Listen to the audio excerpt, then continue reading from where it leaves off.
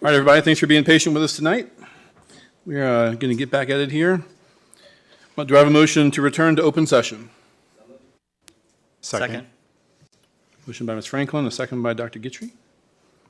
Any discussion? Ms. Osborne, please call the roll. Ms. Bond? Yes. Ms. Franklin? Yes. Dr. Guitry? Yes. Ms. Parton? Yes. Ms. Purcell? Yes. Dr. Roundtree? Yes. Mr. Hudson? Yes. 7 in favor. Motion carries. Do I have a motion to certify closed session that to the best of each member's knowledge, only public business matters lawfully exempted from open meeting requirements by Virginia law were discussed in the closed meeting to which the certification applies, and only such public business matters as were identified in the motion convening the closed session were heard, discussed, or considered? So moved. Second. Motion by Dr. Roundtree and a second by Ms. Purcell. Any discussion? Ms. Osborne, please call the roll. Ms. Bond? Yes. Ms. Franklin? Yes. Dr. Guitry? Yes. Ms. Parton? Yes. Ms. Purcell? Yes. Dr. Roundtree? Yes. Mr. Hudson? Yes. 7 in favor. Motion carries. Do I have a motion to reinstate student A as of tomorrow? Second. Motion by Ms. Franklin, a second by Ms. Bond. Any discussion? Ms. Osborne, please call the roll. Ms. Bond? Ms. Franklin? Yes. Dr. Guitry? Yes. Ms. Parton? Yes. Ms. Purcell? Yes. Dr. Roundtree? Yes. Mr. Hudson? Yes. 7 in favor. Motion carries. All right. Next up is our honors, awards, and recognitions portion.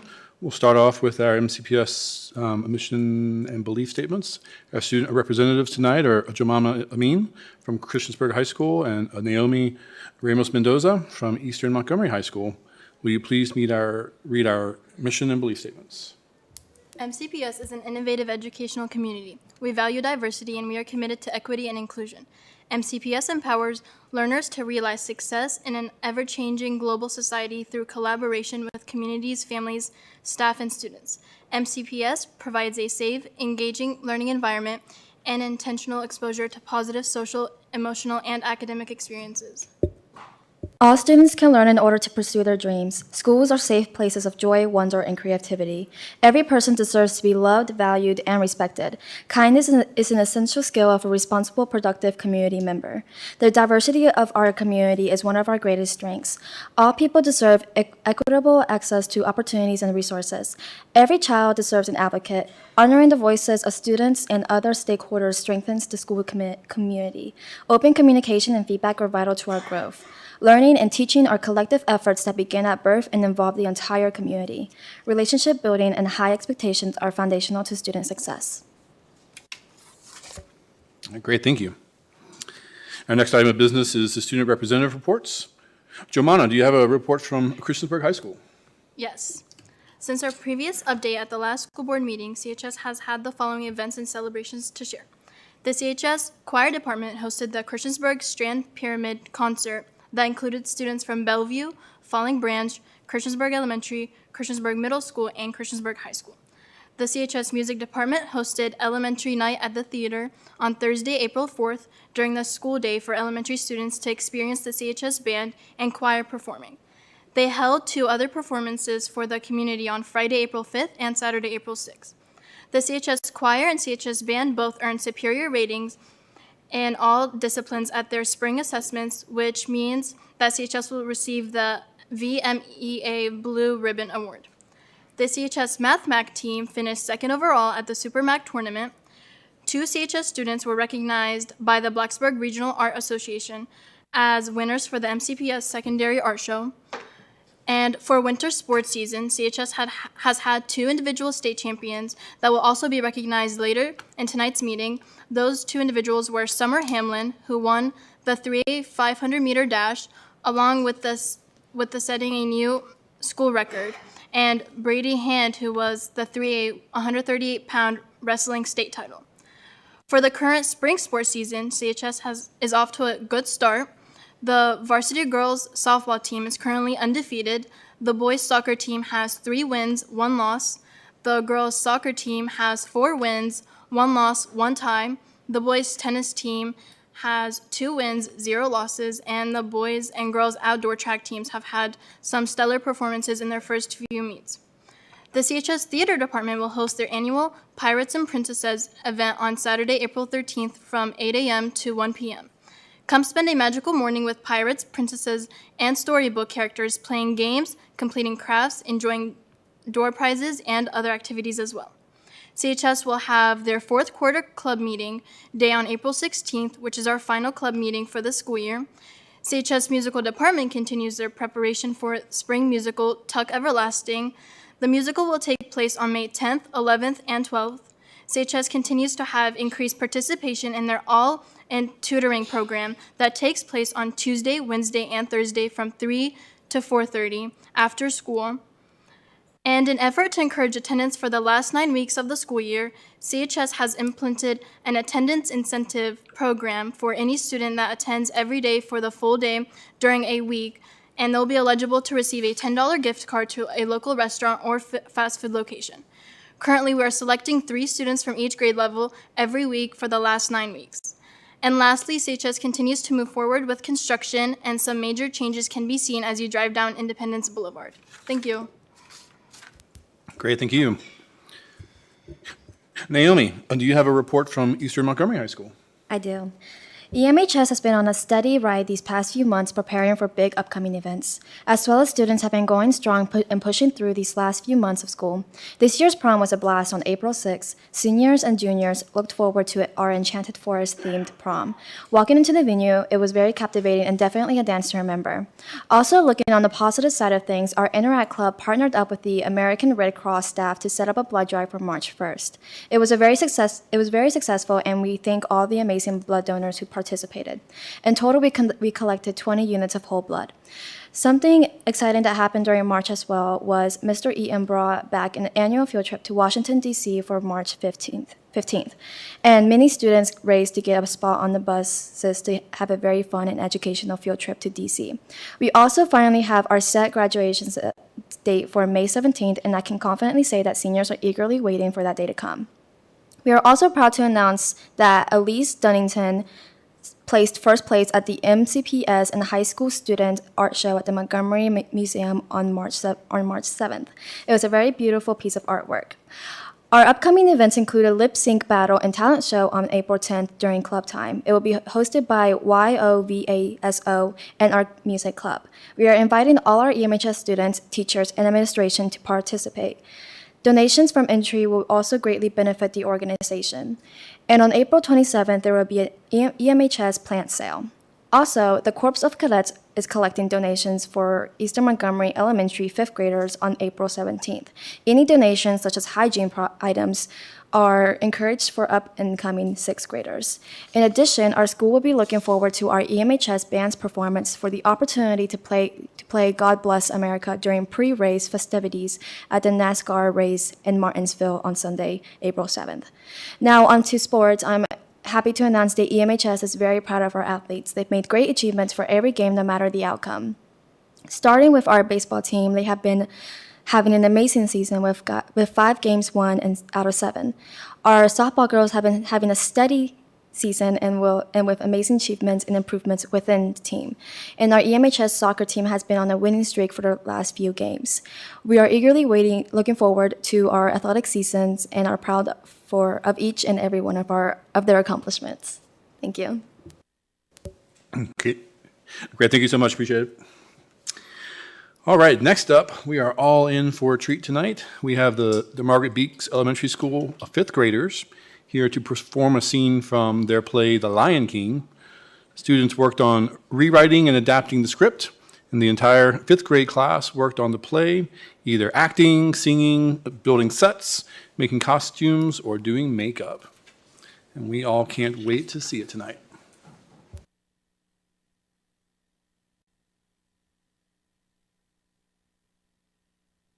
To tell us a little bit about what we're going to see, but you guys may want to come down and join us down here so you can get a better view, if you would like that.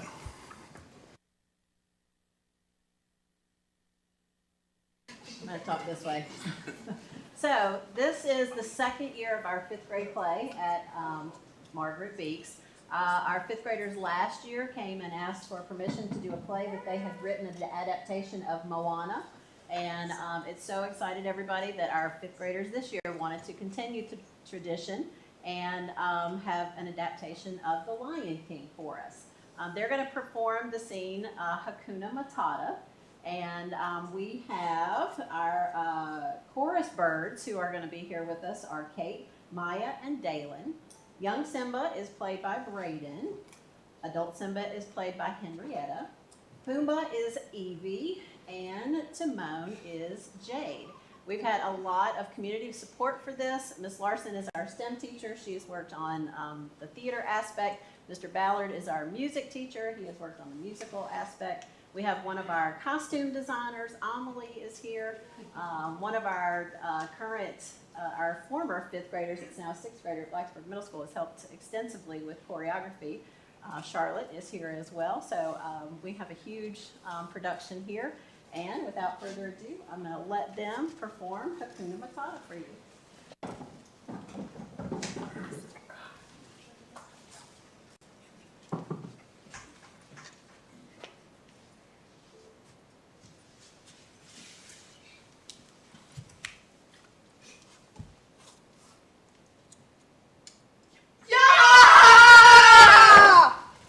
I love this game. Bowling for buzzards never gets old. Gets them every time. Better come look at this, Timon. You're gonna want to see this. I think it's still alive. What do we have here? Oh, jeez, it's a lion. But Timon, it's just a little lion. He's so cute. Can we keep him, please? Pumbaa, are you nuts? He's gonna eat us. He's just a little lion. And little lions turn into big lions. Yeah, but maybe he'll be on our side. That's the stupidest thing I've ever heard. Maybe he'll... Wait, I've got an idea. Maybe he'll be on our side. So we're keeping him? Duh, who's the brains of this organization? Let's see if we can wake him up. I have an idea. You okay, kid? I guess so. I saved ya. Ow, well, it's little Pumbaa here, I guess. Thanks for your help. He looks blue. I would say brownish gold. No, I mean he's sad. Oh, so what's he eat, kid? Nothing. He's at the top of the food chain. So, where'd you come from? Doesn't matter. I can't go back anyway. Ah, you're an outcast. So are we. You need a little lesson in Hakuna Matata. Kunama, what? Hakuna Matata. What a wonderful phrase. Hakuna Matata. Ain't no passing craze. Means no worries for the rest of your days. It's our problem-free philosophy. Hakuna Matata. An antelope? Sorry, people. An antelope. What about a zebra? No zebra. And what do you eat? These. Ew! Just gotta get used to it, kid. Slimy yet satisfying. It does nothing. Slimy yet satisfying. Why? When he was a young warthog. When I was a young warthog! Very nice. Thanks! He found his aroma like a certain appeal. He could clear the savannah after every meal. I'm a sensitive soul, though I seem thick-skinned. And it hurt that my friends never stood downwind. And oh, the shame! He was ashamed. The thought of changing my name! Oh, what's in the name? And I got downhearted! How did you feel? Every time that I... Not for the kids. Oh, sorry. Hakuna Matata. What a wonderful phrase. Hakuna Matata. Ain't no passing craze. It means no worries for the rest of the day. Yeah, sing it, kid. It's our problem-free philosophy. Hakuna Matata.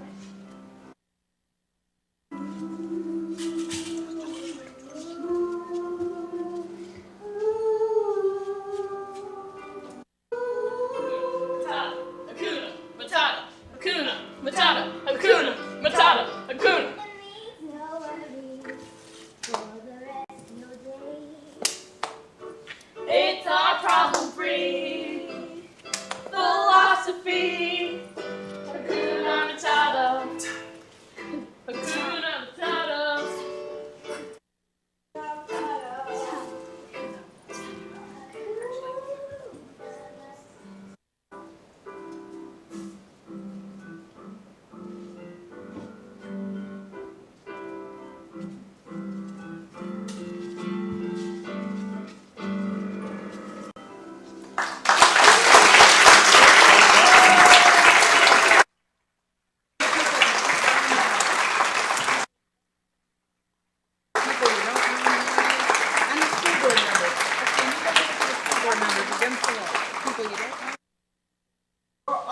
performance is May 2nd and May 3rd. It'll be at Margaret Beeks Elementary School. We'd love to have as many of you who want to come out to it, support it. Any donations that come our way only help go more to our students producing the best things that we can. Thank you.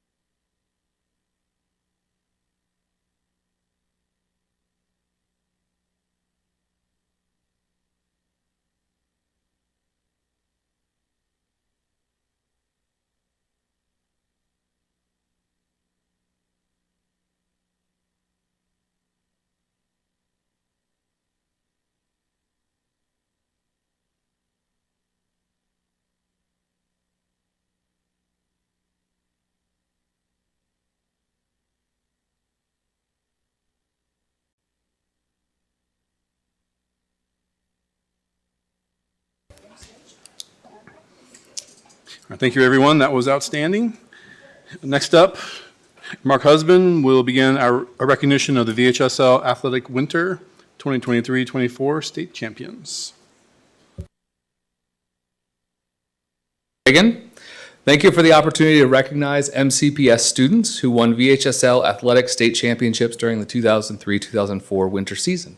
We have 10 student champions and 1 team champion to recognize.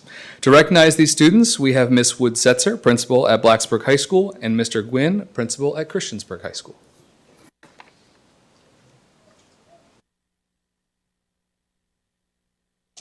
Good, excuse me. Good evening, everyone. It's so nice to see you all today. And I am very proud of our students and their coaches who have achieved such high honor. First, at this time, I'd like to introduce Coach Chris Johnson, our BHS wrestling coach.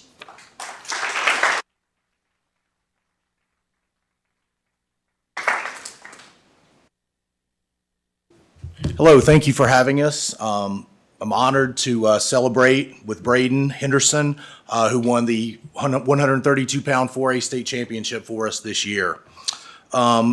Braden won all of his tournaments and matches wrestled in the state of Virginia this past season. We took him to West Virginia to get him beat and try to expose him a little bit before our postseason.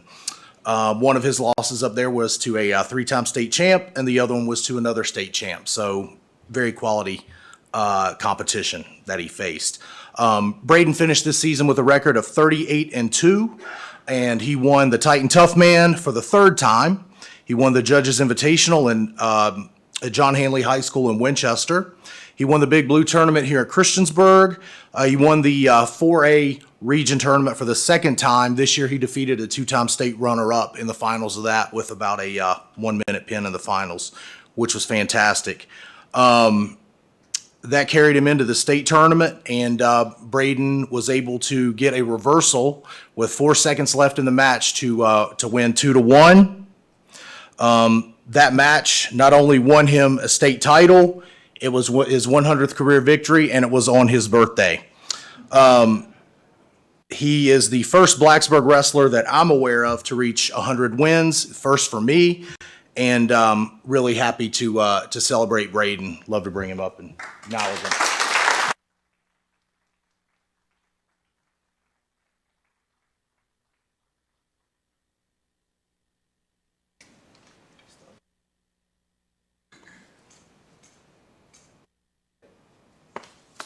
Braden Henderson.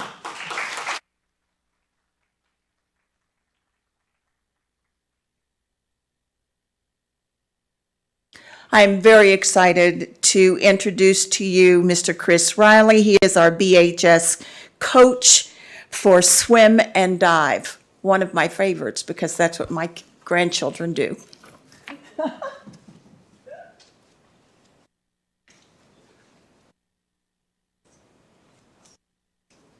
Thank you very much for having me. I've had the honor to be the Blacksburg High School swim and dive coach now for 12 years, as well as been coaching the middle school for Blacksburg for the last 6 years.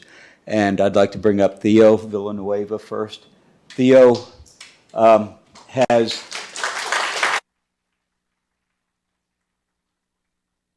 he is a two-time defending state champion in diving now. He's won the last 2 years. And I've known Theo for 6 years now. He originally was on the swim team with the middle school, and it became evident that probably he should be a diver instead of a swimmer. And is that true? Yeah, it's true. Yeah, we've had this discussion. So he's became a diver, and he's been a phenomenal diver. The last 2 years he's won state, and he's going to continue his education next year at the University of Alabama, and I can't be happier to have been Theo's coach for the last 6 years. Thank you, Theo.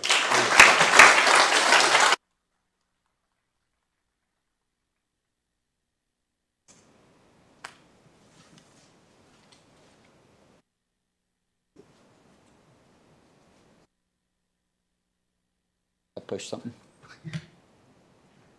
Oh, next I'd like to bring up the whole boys swim team. So if you're in the audience, come on up, boys, please. Yeah, I should have had you stay up here, Theo. The boys swim team, this is just about everyone on the swim team. Over here at the end, we have Cameron Roy, and then next to him we have Mason Fenn. Next to him we have my son Sam Riley, and next to Sam we have Zach Sturck, and then we have Gael Monsoon. We already introduced you to Theo. And over here we have Bodie Thompson, and next to Bodie we have Santi Angelo, and then on the other side of Santi we have Ryan Zhang, and then the man and the best looking man in the house here we have is Brandon Fan, or Brandon Hugh, I'm sorry, Brandon. So these boys, this is the 4th state championship in the last 6 years for Blacksburg High School Swim and Dive. They were absolutely incredible. We won state by a total of 8 points, and we needed every single boy to perform at their best, and they did. We set 4 school records for the boys, and the only event we won at state was Theo in the diving. Everything else we placed high enough in all of our events that we were able to win state, and I couldn't be prouder to have been the coach for these boys, and I'm gonna miss my seniors so much. So I just want to say thank you again to the boys. You're awesome.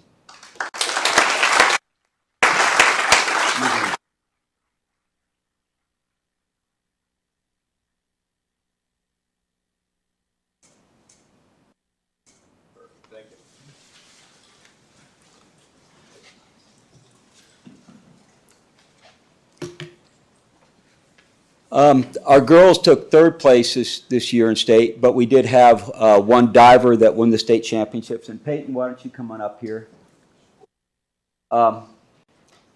And Peyton moved here as a junior, and she's dove for the last 2 years. And last year at state, she ended up second place, and the girl graduated. So Peyton stayed on, and she won the state championship, and she has been an absolute pleasure to get to know for the last 2 years. And I still can't say her last name, and if any of you can, good for you. It doesn't sound how it's spelled. I'll say that. Right? Okay, you say it. Say your last name for us. Cedricson. Yeah, exactly how it's spelled. Cedricson. But Peyton has just been an absolute joy. She won state, and it wasn't even close. She is an absolutely phenomenal diver, and she's going to continue she's a senior. Unfortunately, she's graduating, and she's going to be going to the University of Virginia next year. So thank you so much, Peyton, for being part of the Blacksburg High School program.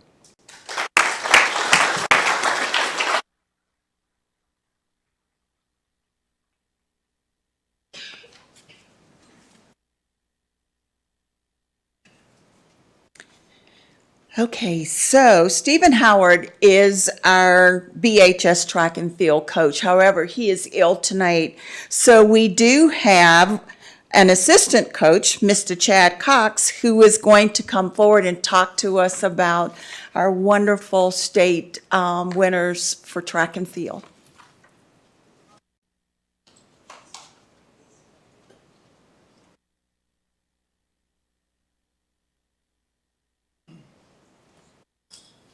Thank you so much for having us here tonight to recognize our girls runners for our team for this year. I've been an assistant coach at Blacksburg High School since the fall of 2015, and it's a great group of athletes to work with. Really excited to talk about them tonight. They helped our team this year place first in the region, state or region champions, and then they helped us be second at the state meet for indoor track. So recognizing 2 relay teams. So the first group, and I'll have them come up, is Cameron Lee, Tess Dickens, Allie McDonald. Come on up, girls. And then Reese Bradbury's not here tonight. So they ran together as a group. They were first overall in our state meet. Did an awesome job. I'd like to say that Cameron is a senior. She's our first one here. She is being recruited to run Division I next year. She's still trying to figure out where she's going to go. Tess Dickens is a sophomore, one of our sophomore runners. And then Allie McDonald in the back there, she's going to run at William & Mary next year. Really excited about them for their future for outdoor track and also to come after that. And then I also want to, we can take a picture of the 4x8 first and then we'll do the 4x4 as well. Is that good? Cool.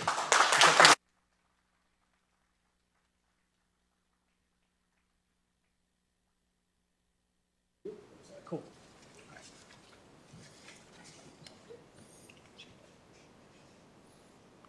There we go. Hold on.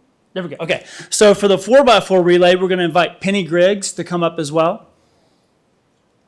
Penny's a freshman for our team this year. Obviously, they were state champions in the girls 4x400 relay. They ran the second fastest time in Blacksburg school history for indoor track. So they did an awesome job. Again, really excited about what they can do this spring for outdoor and just see how that kind of goes with our 2 seniors and then a sophomore and a freshman. So really excited about that group.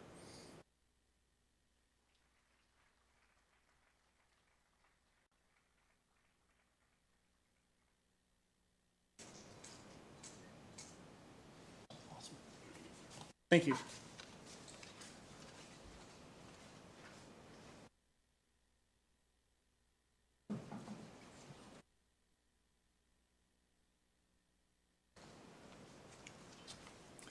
Good evening, members of the board, Dr. Bragan, and student representatives. Thank you for this opportunity to highlight 2 of our student athletes from Christiansburg High School for their outstanding accomplishments this past winter season.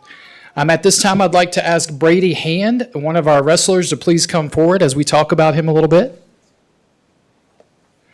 So Brady is currently a sophomore at Christiansburg High School, but during his 2 years so far at CHS, he has had some noteworthy accomplishments in his wrestling career. This past year specifically, he was the 3D region champion at 138 pounds, and that's the 2nd year in a row. He has a record of 34-5 overall for the 23-24 season, and his overall record with some additional matches outside of the school season, he is 71-8.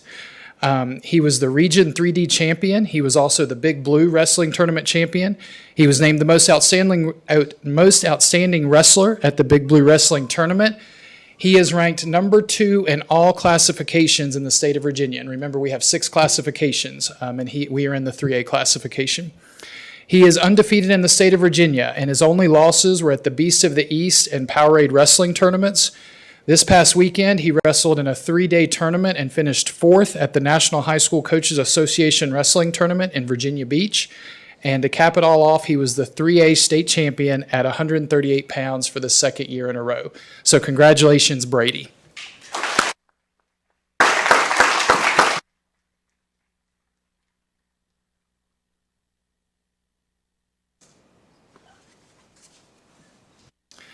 And now I would like to ask for Miss Summer Hamlin to come forward, please. She's one of our indoor track and field cross-country athletes at the high school. So Summer is currently a senior at Christiansburg High School with numerous all-region and all-state performances over the past 4 years. But this year, she was able to put the icing on the cake with a few additional accomplishments that include She finished third in the Region 3D meet in the 500-meter dash with a PR of 1:19 seconds. She followed that up by lowering her best to 1:17.51 at the 3A state championships. And what's important to note there is she did that in the slow heat. So she won her heat, and she had to wait for the fast heat to run to see if her time, where it was going to place her. After the fast heat was run, she edged out the winner from Western Albemarle by 0.34 seconds to be named the 3A state champion in the 500-meter dash. So not only did she win the state title, but she also broke the school record with her time of 1:17.51 out of the slow heat, and that is held by former Virginia Tech athlete and MCPS graduate from Blacksburg High School, Michaela Richardson. So congratulations, Summer.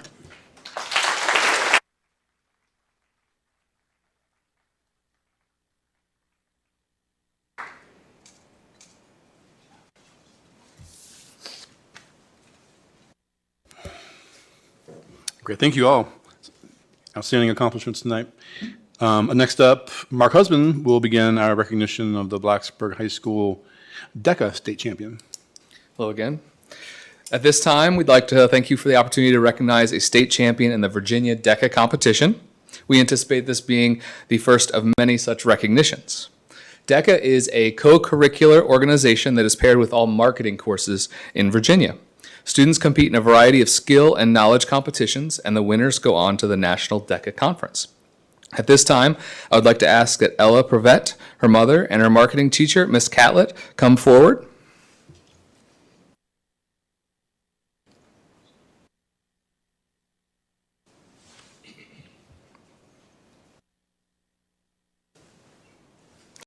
Ella is a marketing student at Blacksburg High School. She won the state competition Apparel and Accessories Marketing Series at the 2024 DECA State Conference in Virginia Beach. At this time, I would like to give Ms. Catley an opportunity to tell us more about Ella. Hi. Ella's journey to this championship was super impressive. She's a natural born leader, literally the first sibling of 4 and the only girl. She's served in numerous leadership positions at Blacksburg High School, including within our DECA chapter. But what makes this championship so amazing is DECA competition has not come easily to her. She has, I wouldn't say struggled at all, but up until this point, her highest ranking, I guess, within the state was 9th place overall.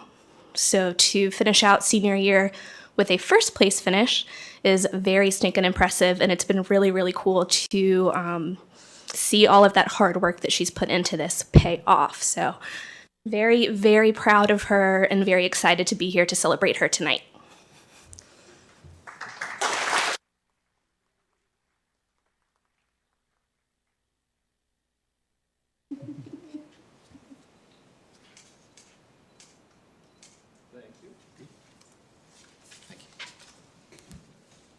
All right. Next up, Mr. Adam Simpson will start our presentation for Seniors of the Month. Good evening, school board members and Dr. Bregan. A very special highlight of our board meeting is the recognition of an outstanding senior from each of our 4 high schools. Photos and leadership profiles will be displayed on the screen during this presentation and will also be displayed in the lobby of our central office. Our presentation format provides a snapshot of each senior along with a quote from the teacher or administrator who nominated them for this recognition. As you might expect, our Seniors of the Month are very busy folks with all their extracurricular activities they have going on. So tonight we are going to recognize 1 Senior of the Month from Blacksburg High School, and the others we hope to catch in our May meeting. So Ms. Woodsetzer from BHS will come up and present.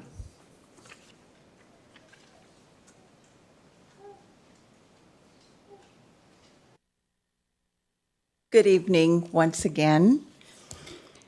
I would like to ask Hayden Lynch and his family to come forward, please.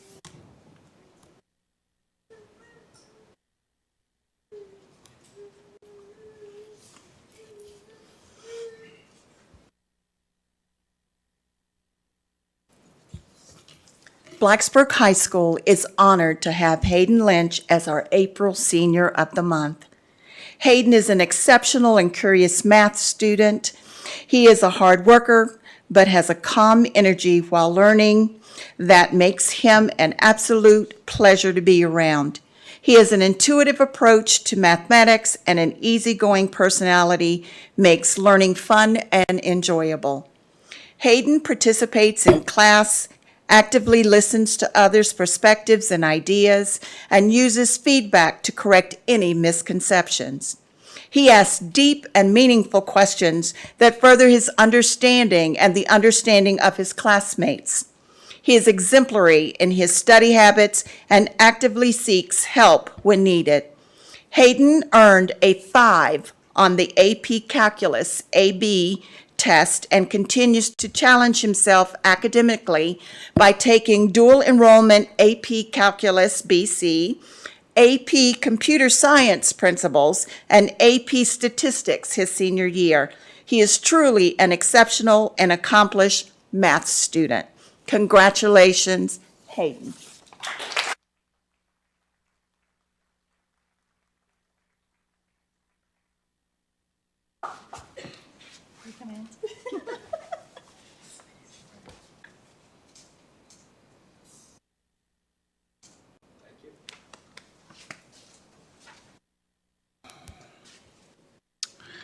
All right, great.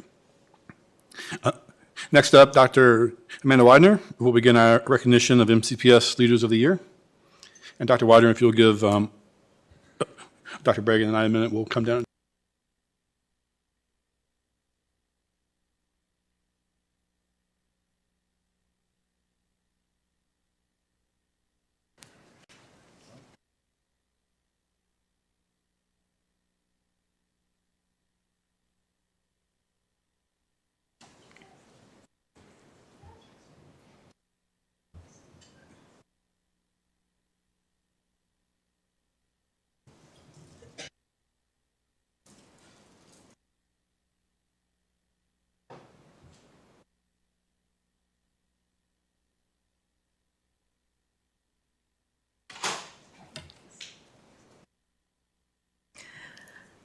Good evening, board members. It's a pleasure for me to be here tonight to present our annual MCPS Leader of the Year awards.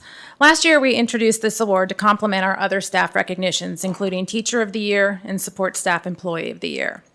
Our Leader of the Year award is an opportunity to recognize 2 outstanding leaders in our school division. We know that strong leaders can have a positive impact on both our students and our staff. All MCPS employees had the opportunity to nominate an outstanding leader in the school division for recognition. A committee of employees reviewed the candidates and selected 2 individuals as MCPS Leaders of the Year, one as an instructional leader and one as an operational leader. I will begin by recognizing our Instructional Leader of the Year. This year, it is an honor to announce Kim Regis as the MCPS Instructional Leader of the Year. Ms. Regis currently serves as the principal at Auburn Elementary School, a role she has been in since 2019. She has worked for Montgomery County for 15 years, during which time she has served as a principal, an assistant principal, and an elementary classroom teacher. Ms. Regis is appreciated by staff for her ability to build positive relationships with students, staff, parents, and the community. As a leader, she communicates effectively. She demonstrates a strong passion for her work. She engages in practices that empower teachers and staff to be their best in serving the needs and interests of all students. One staff member noted that though she has 110 million other things on her plate, if you ever have an issue that you need to bring to her attention, Ms. Regis drops everything and makes you feel like your problem is the most important thing in the world. She handles all situations with grace and treats everyone equally. It is also noted that anyone who walks into Auburn Elementary School knows right away that the school is focused on their students. There is so much positive energy and interaction among the students and staff, and Kim facilitates and models this positive vibe through her own actions. She excels in providing vision, direction, clear expectations that contribute to a productive, positive, engaging, and safe environment for all students and staff at Auburn Elementary School. At this time, I would like to ask Kim and any members of her family, including her Auburn family, I think there's a bunch of them here to support her, to step forward in recognizing her as the MCPS Instructional Leader of the Year.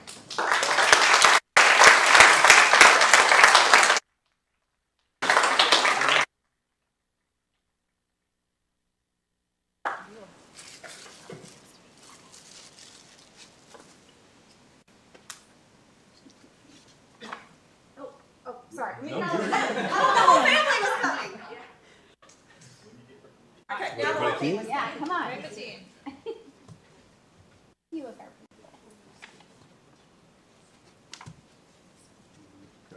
Yeah, sure.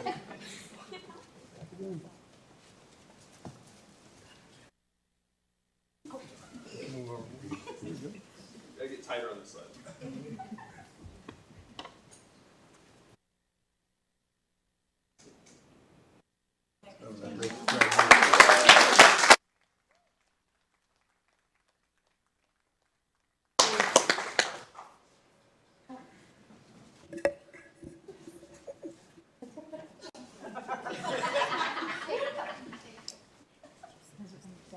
Oh, thank you.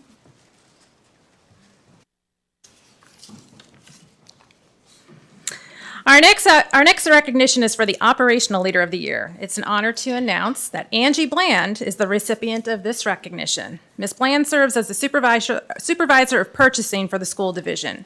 She has worked for MCPS in this role for 20 years. Ms. Bland is appreciated for her ability to effectively manage the purchasing and warehouse departments and work collaboratively with other departments and schools across the school division. She is thoughtful and methodical in her actions and decisions. She communicates effectively, she welcomes input from her staff and other departments, and she always considers the impact of her decisions on all stakeholders.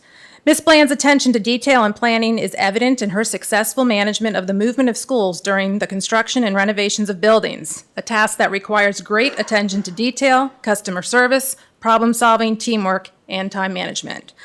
One staff member observed that Angie is always so helpful and answers questions from anyone, whether at the schools or at the Ops Center. Angie always has a smile on her face and makes time for her employees, even when she is busy. She demonstrates a positive attitude, which creates a great work environment for her employees and everyone around her. She is a pleasure to work with. At this time, I would like to ask Ms. Bland to step forward in recognizing her as the MCPS Operational Leader of the Year.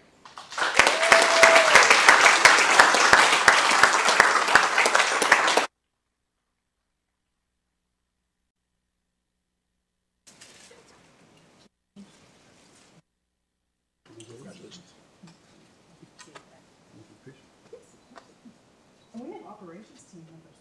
Do they want to come on up? Yeah. Michelle, come on. We have team members. Oh, sure. Yeah. Yeah. Absolutely. That's so good.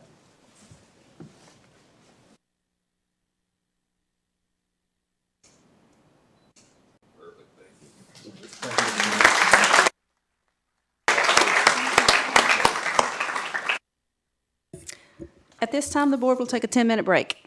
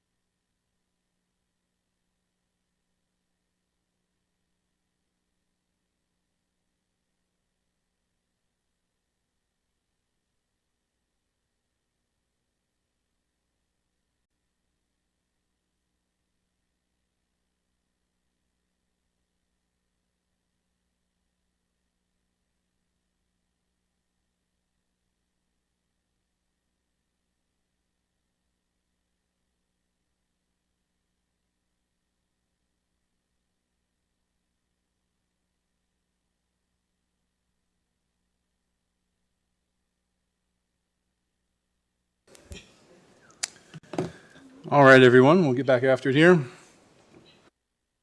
Our next agenda item is public address. We welcome the opportunity to hear from students, parents, employees, and community members about education matters in this community. As a reminder, the board sets aside 30 minutes to start our public address. We have the option to extend in 30-minute increments, which Ms. Osborne will remind us of. If there are additional speakers after 90 minutes, the board will continue with their business meeting and hold one additional 30-minute session at the end of the business meeting. The clock continues through applause and disruptions. The more disruptions there are, the fewer speakers who get to address the board. I will call each speaker up by name in the order that they signed up. Each speaker will have 3 minutes to address the board. The board does not respond to speakers during public address. The screen will show when the speaker has 30 seconds remaining and when time is up. Please state your name and the area of the county you live in. And the first speaker is Patrick Dacey. We have Patrick Dacey tonight. Patrick Dacey, yep. Okay. The next up is, apologies if I don't get this correct, Aaliyah Maria Abbas Samamra. Oh, so close.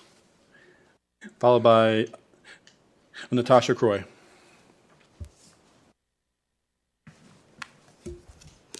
Hello, thank you for having me today. My name is Alea. I'm a student at Virginia Tech, and I also run Kids Can Write.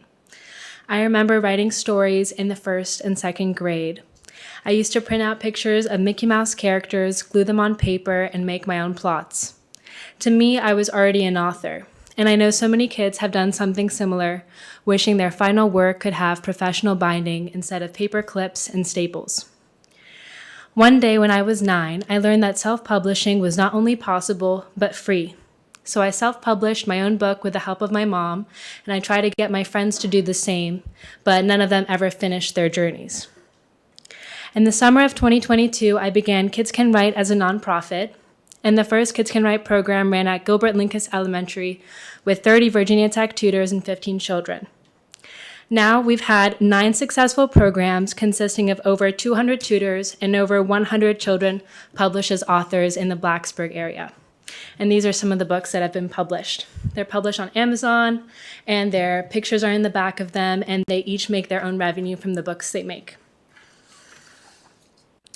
Now I'm excited to introduce an incredible opportunity for Montgomery County Public Schools to partner with Kids Can Write. Our nonprofit is dedicated to nurturing creativity and empowering young minds through innovative educational enrichment programs.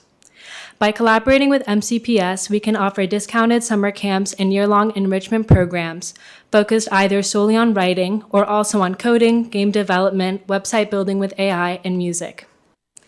These programs not only inspire children to explore their imagination and visualize what it would be like to create in different fields, but also help them to become published authors and develop essential skills in literacy and STEM education. Envision the pride with which they represent their state. This is the transformative potential I aim to unlock. And I would like to begin this in all MCPS schools. I hope to transform their literacy scores into record high numbers, empower them, believe in them, and we can show them that kids can.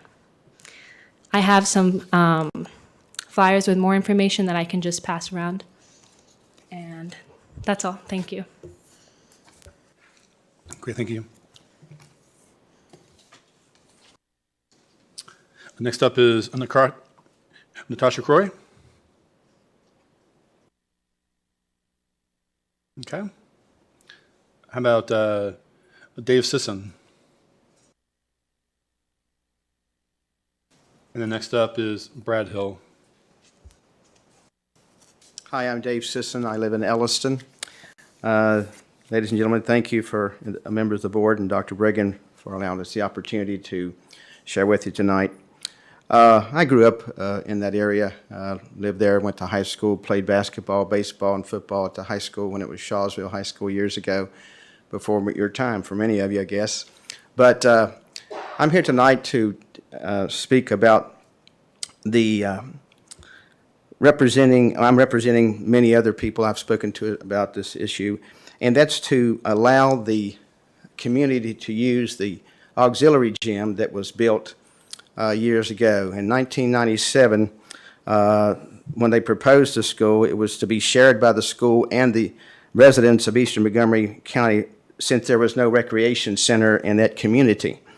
In the years since I've returned, very little bit of time has been given to the community. I tried back in 2018 when I spoke with Dr. Meyer, who was the superintendent then.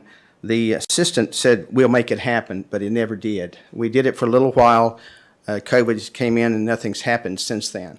Now, as you can, I have some sheets that I've handed out prior to you, a couple of sheets, and you can see, here's a letter from Mary Duncanberger. She was the representative of the Eastern Montgomery area at that time, and you can see, she said, we discussed when you contacted me by phone, my recollection of the planning process for the auxiliary gym at Eastern Montgomery involves significant discussion of the use of the gym by the community.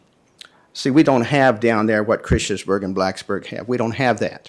So there's no place for kids to play, to sports for families when it's weather's bad. So she did say this, the auxiliary gym, due to the need for additional recreational resources of the eastern portion of the county, would be necessary. Also, there's a letter, I'm sorry for the quality of this, but this is some notes from the business meeting, I guess the meeting they had on October 21st, 1997, and you can see that it's circled here. Nelson Simpkins spoke of the community, athletic, and instructional considerations of the gymnasium at that time.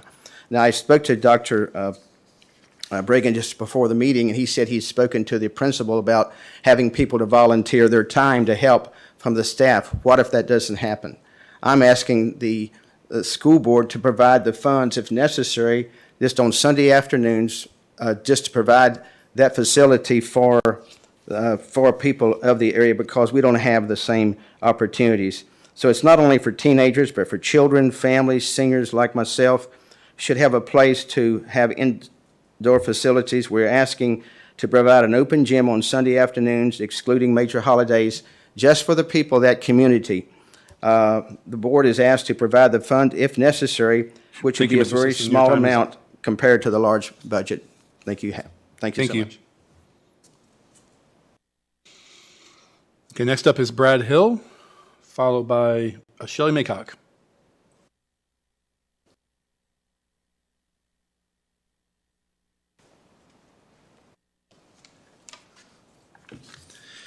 Good evening. My name is Brad Hill, and I live in the Reiner community. Tonight, I would like to address the information shared concerning the data that has been presented over the last couple of board meetings. First, I was quite surprised when no one noticed that the white subgroup was 6 to 9 times more likely to be given a suspension than any other subgroup. Not to mention the fact that out of all the suspensions given, 80% of them were given to those of the white subgroup.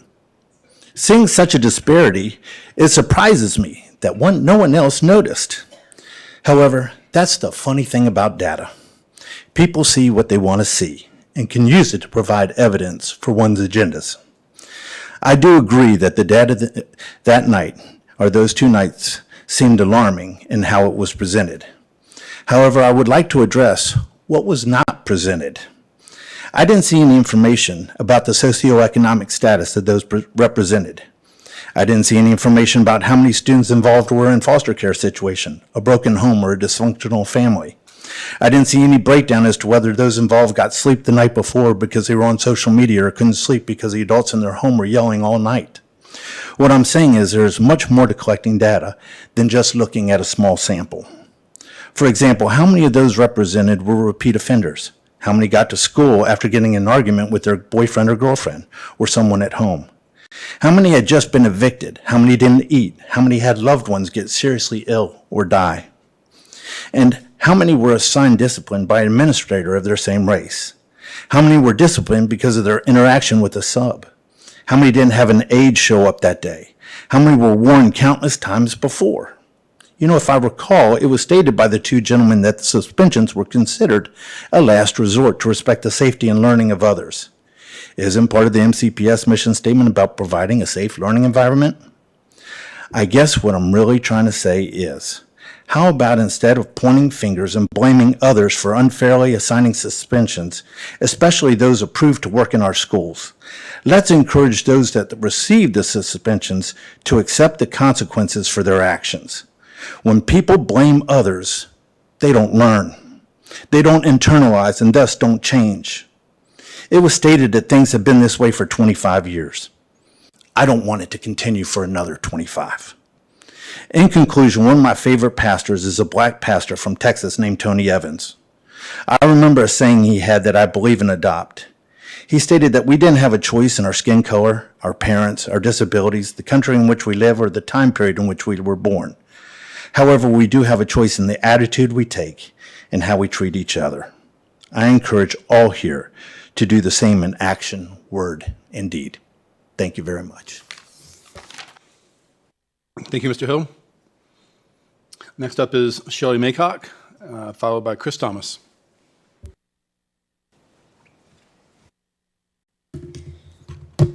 Hello, I'm Shelley Maycock. I am a resident of Christiansburg, and I also teach English at Virginia Tech. School board members, Dr. Reagan, and Montgomery County citizens. I just want to say I'm just here to kind of express some ideas about the ELA textbook adoptions. I'm here to stand up for teachers of the various curricula coming up also for adoption this spring. I know you all have more pressing matters occupying your time, but there are some important considerations about this as well. It was nice to see the ELA curriculum packages on Amplify and benchmark on display for public comment and the texts. And I'd like to thank Tricia Menzel, the ELA curriculum elementary curriculum administrator, for talking with Anna Bayajan and myself. We're hoping that some of the following questions can be answered before we adopt these textbooks. For example, the public really doesn't know how much time will be allowed for implementation. Will the teachers be allowed time and access to visit forums with teachers from other systems who have previously used these editions or similar materials before? How long before instruction begins will teachers have to access to live online curriculum? Last time for StudySync, it was only a few days. We studying this would like to know kind of what the implementation timeline might look like. Again, these are not really attacks on anyone. These are just things that we have figured out that need to be considered. What will be the balance between paper or hard copy books and online? How much of those are we able to buy? How much screen time is involved, because all of these things involve online portions? I noticed there were lots of support materials for teachers, such as phonics guides. Will they have both online versions and their own copies of this material?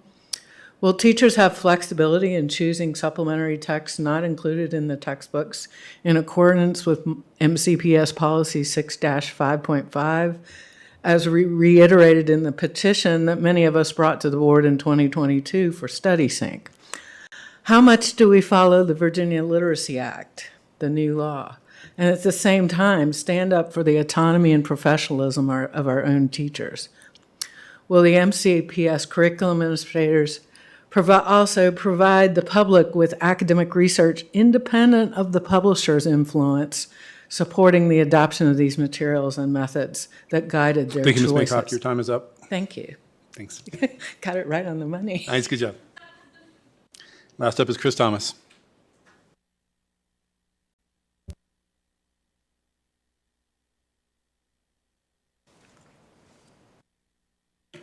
Chris Thomas, Christiansburg. Members of the board, I know it will come as a shock to many of you that I am a giant nerd. I know. You're not allowed to respond to public comment, but I can read your objections in your faces. Oh no, it can't be you, Chris. You're so cool and hip and obviously down with the latest trends and fashions. And that means a lot coming from all of you, but I must protest. You see, back in the day, I was quite the video game fan. I'm pointing that out because given my advanced age and undeniable swagger, a person could be excused for imagining that I might be one of those people with an anti-technology axe to grind, but far from it. In fact, there's a fictional totalitarian government waiting at home for me to topple it with an improbable number of exotic firearms. So I have more than a passing interest in this esports arena proposal that's on the agenda, and I want to make sure the board thinks through the implications of this investment before committing some of our already scarce capital to the project. And to that end, I have a number of questions I'd like to ask. Now, you should all have a copy of these in your email from about a month ago, but I'd like to re-ask them in this forum as well. Will all MCPS students have access to this arena, or only those at Auburn High School? And if not, do we have a plan for providing a similar facility at the other high schools? How many players and spectators will this arena be able to accommodate? What gaming equipment is involved in it? Are we talking about PCs, Xbox, PlayStation? What recurring costs will that equipment obligate us to? Will participants in the arena play with other schools exclusively, or will they engage in internet play more broadly? If we allow general access to online gaming communities, what measures will there be to protect our students from bad actors online? What game titles will the arena support? Do these games include first-person shooters, graphic depictions of violence, sex acts? Will avatars in these games be expected to comport with the school dress code? What cybersecurity concerns will the program present to our school system, and what measures will be taken to support them? Does an esports team involve a coach? Do we have money for a stipend for one, for four? Does the budget account for electrical upgrades? A 10-person team playing on high-end gaming PCs will draw 8,500 watts or more. Will Auburn's electrical system support that? How will obsolescence be handled? Gaming consoles become obsolete every 5 to 8 years, PCs often in fewer than 3. I raise these questions because we are already in a very contentious media environment, and not a month goes by in which my friends on the right don't insist that we remove books from our school libraries for the depictions of violence, sexuality, or profanity. Have you seen the state of online gaming? I'm going to run down a selection of the top 10 or so esports hits so you have a sense of the political minefield you're about to wander into. Counter-Strike is the most popular PC console-based esports game, and in it players can play as terrorists who are trying to set off a bomb to kill civilians. Valorant features a non-binary character who uses they-them pronouns. League of Legends and DOTA each offer a demonic seductress character. In Call of Duty, you can play as a black female Nazi. I don't have a problem with esports, but this is not a turnkey project. We need to answer a lot of questions before we can move forward. Thank you. Thank you, Mr. Thomas. And with that, public address is closed. Next, we'll move on to our consent items. If no one wishes to move an item out of consent, we will consider these items approved. Okay, great. Do I have a motion to approve the payment of bills as presented? So moved. A motion by Dr. Guitry and a second by Ms. Franklin. Any discussion? Ms. Osborne, please call the roll. Ms. Bond? Ms. Franklin? Yes. Dr. Guitry? Yes. Ms. Parton? Yes. Ms. Purcell? Yes. Dr. Roundtree? Yes. Mr. Hudson? Yes. 7 in favor. Motion carries. All right. And next up, we're into our business meeting. We'll start with a report from the superintendent. Thank you, Board Chair Hudson. I only got a few things. One is that our board retreat, I guess it was about a month ago. It seems to go by pretty quickly, but there were a few items that were presented and some things that I was given the charge to work on, so I want to give a brief update. One was to put together a capital plan regarding the elementary schools in Blacksburg that need to be renovated: Harding Avenue Elementary School, Margaret Beeks Elementary School, Gilbert Lincoln Elementary School, in addition to Shawsville Middle School, and Montgomery Central, some of the oldest buildings we have in the division. Where we are right now is I met with all the principals, and we talked about a couple things and ideas that they may have had, but I gave them the charge to go back and review that information with their staffs, to get information for the older students, for the older grade levels from some of the students, and with also the community, and what would be their expectations for renovations, and what would they look for in schools to bring them up to modernity in the 21st century, and what that would entail for them.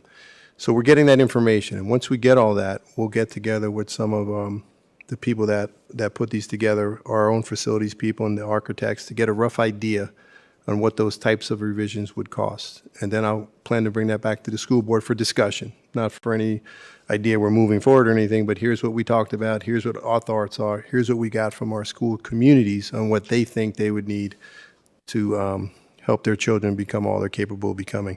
So I just wanted to let you know we're working on that. And when we get that, I'll bring that out to a school board meeting, give you all a little advance notice so we could talk about it, have that discussion in public. There was another charge I was given regarding the cell phone policy, and right now it's contained within our code of conduct, and it restricts the use of cell phones during schools. Probably hasn't been uniformly implemented throughout the division, which created some issues with students, with teachers, sometimes with parents across all the schools in the county. We're working on that, and in the same vein, we asked our administrators to talk to the teachers, talk to people in their building, get information from students. How best can we do this? How best can we create an environment where the children are able to thrive and learn without all those distractions that we sometimes deal with? So we're getting that information too, rather than put together some type of edict from the mount on this is what we think y'all should do. Let's get it from the people that are working directly in the classrooms, from our teachers, our paraprofessionals, our administrators, and from the students as well. So we're getting that information as well as we put this together.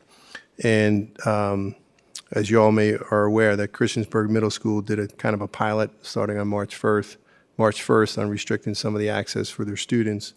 And their principal, Mr. Knott, is going to present to us at our next board meeting. I think you'll find the information interesting on what he's found so far. So that kind of gives us a little bit of a glimpse into the future on what we could expect maybe division-wide. So I look forward to that at our next meeting. And last up is just to report that April is School Library Month. And I think that's one of the things that we take for granted in Montgomery County. One, we have the dedicated professionals assigned to each of the libraries in our building. The spaces are phenomenal for learning, and I know our teachers and our administrators use those spaces for a variety of purposes, and the personnel themselves that are in there, they're exceptional, and they do everything from triaging problems with our Chromebooks to helping kids learn and helping kids do research and evaluating what effective research is and how they should do that and decipher what is accurate, what isn't, and all that. They are to be commended for what they do, and I think the county is to be commended for its dedication for those library spaces, and I'm proud to be the superintendent of a place where we have such a commitment to that. I think that's all I have. Thank you, sir. Great, thank you. Next up, Dr. Bregan will present a resolution from Montgomery County Public Schools concerning secure storage of firearms.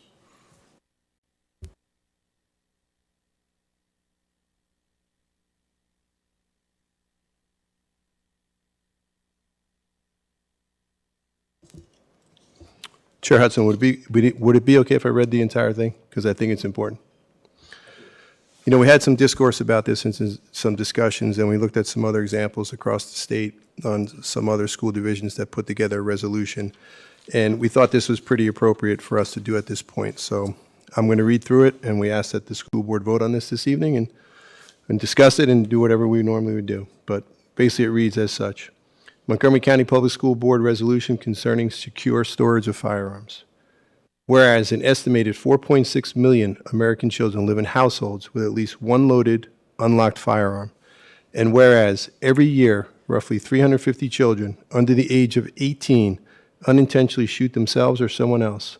That's nearly one unintentional shooting per day, and 70% of these incidents take place inside a home.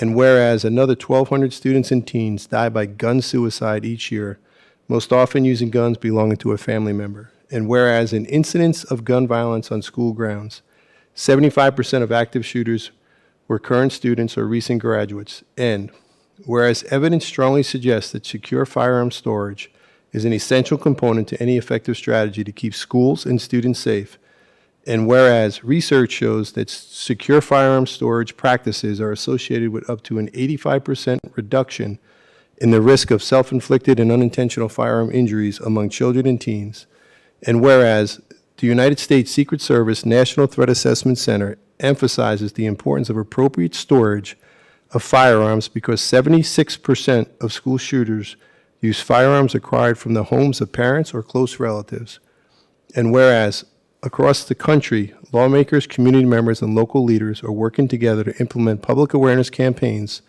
such as the Be Smart program that is being introduced into the Montgomery County Public Schools this month, which is endorsed by the National PTA and which encourages secure gun storage practices and highlights the public safety risk of unsecured guns.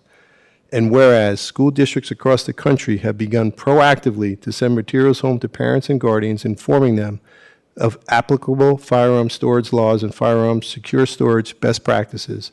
And whereas keeping students, teachers, and staff safe from gun accidents and gun violence should be the responsibility of all stakeholders at each of our school sites. And whereas Virginia law requires adults to securely store their firearms to prevent a child from having unauthorized access to a firearm. And whereas in order to continue with preventative measures to increase student and school safety, we must act now. Now therefore be it resolved that the Montgomery County School Board directs the superintendent to take such actions as are necessary to increase awareness among MCPS students, families, and staff about the importance of secure gun storage, the legal requirements of parent and guardians to securely store their firearms, and the best practice of keeping all guns unloaded, locked up, and stored separately from ammunition. Be it further resolved that the Montgomery County School Board directs the superintendent to create an appropriate letter in English and other language spoken by students of MCPS to parents and guardians that explains the importance of secure gun storage and preventing minors from accessing guns, the legal requirements of parents and guardians to securely store their firearms, and the best practice of keeping all guns unloaded, locked up, and stored separately from ammunition, which letter shall be included in annual registration materials at each school site. Finally, be it resolved on the 9th day of April 2024 that the Montgomery County School Board and the superintendent will continue to work with local law enforcement agencies, health agencies, and nonprofits to collaborate and increase efforts to inform MCPS families of their obligations regarding secure storage of firearms in their homes. Great, thank you. Do I have a motion to approve of the resolution concerning secure storage of firearms? So approved. Second. A motion by Dr. Guitry and a second by Ms. Parton. Board, any discussion? I have a question about materials. So is this saying we're just going to be doing a letter, or are we going to be providing more information? Because as we talked about this before, my suggestion was that we put this all over the buildings, age appropriate, of course, to help our students and staff and our parents and community coming into the buildings understand this is a serious issue, and we want you to be aware of what's going on, not only in your home, but the home of other children. That's a great question, Ms. Franklin. The idea is this is a community-wide endeavor. We've already met with the local law enforcement, from the sheriff's office to the two town police departments, as well as the Greater Montgomery County Liaison Group.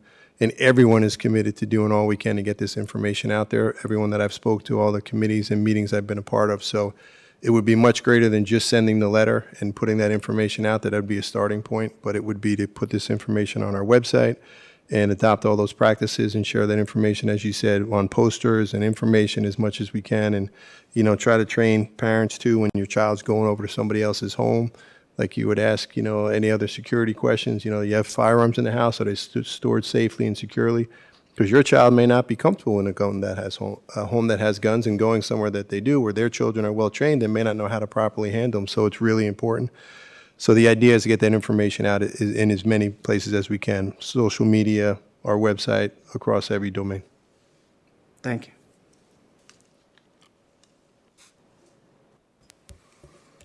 Board, any other questions or comments?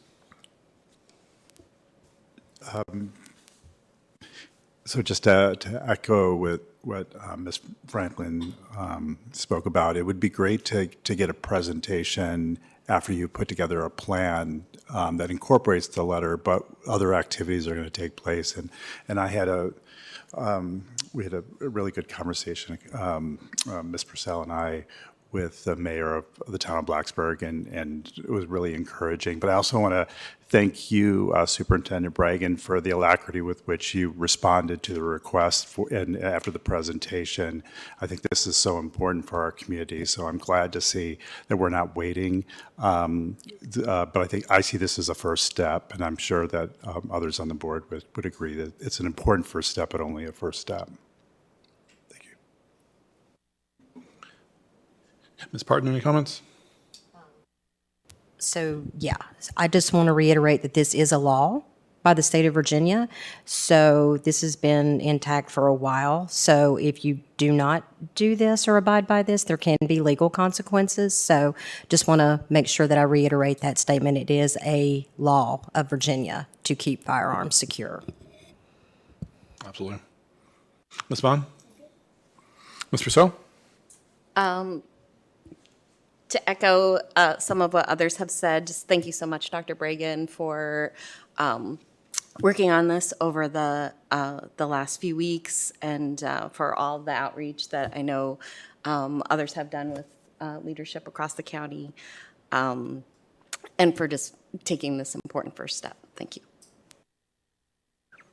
Well, I appreciate that, Mr. This was easy because it had universal support. Good. Dr. Roundtree? Yeah, just reiterating, thank you all for bringing this up, and I'm glad that we're finally going to have some advertisement about safe gun storage and keeping guns out of kids' hands. Thank you. Awesome. I'll just add, I've been a part of a lot of conversations lately with different groups, kind of working through mutual topics of interest like this. Hopefully we'll see a lot more efforts kind of come to help our students and community, but I'm definitely proud that this is one of the first ones that we were able to get across the finish line, so that's great.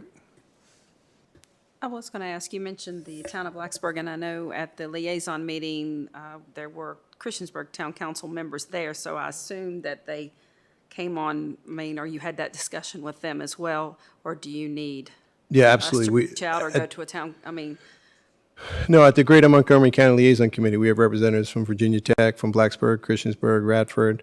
Right, I saw that they I'm were probably in missing somebody else attendance. out. Everybody was on board and supportive of it, whatever we would need, and the local police departments from each of those communities as well. okay, well, if we need to reach out again or with any information, Okay. we can do that. Will do. Along those lines, there was some conversation with the mayor about whether we would bring this to the different bodies and have them sign on to the resolution after we passed it. If we pass it this evening, would that be the next step, or will that happen? It seems like you have more information about the town councils, but I will reach out to them, their leadership, and ask them if they do that. I mean, I can't speak for what they would do, but they did express universal support. So if we adopt this tonight, and I'll share that information with both representatives that I have contacts with on the town councils, for them to do the same. Yeah, absolutely.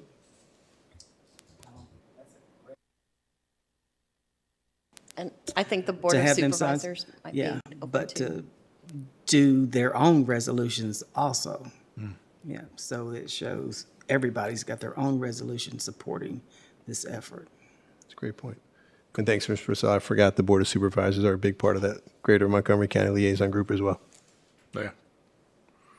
Board, any other comments? Yeah, so to Dr. Guitry's point, once there is a letter that's going to go out, having all of the leaders across the county signing that letter, showing that there is lots of support for this, not that it's just the school board putting it forth, but that it's all of the police force, the sheriff, the Board of Supervisors, so forth, getting everybody's signature on there, just to reemphasize that it's important to across the county would be a good thing. Okay. Oh, no, I think it was the resolution that was being requested, but during the discussions, I was coming up with that it'd be good to have the letter signed by all of those people. Great. Okay, great. Ms. Osborne, please call the roll. Ms. Bond? Yes. Ms. Franklin? Yes. Dr. Guitry? Yes. Ms. Parton? Yes. Ms. Purcell? Yes. Dr. Roundtree? Yes. Mr. Hudson? Yes. 7 in favor. Motion carries. All right, great. Next up, Ron Gomez, the Director of Business Development for Sodexo Schools, will give a presentation on food services.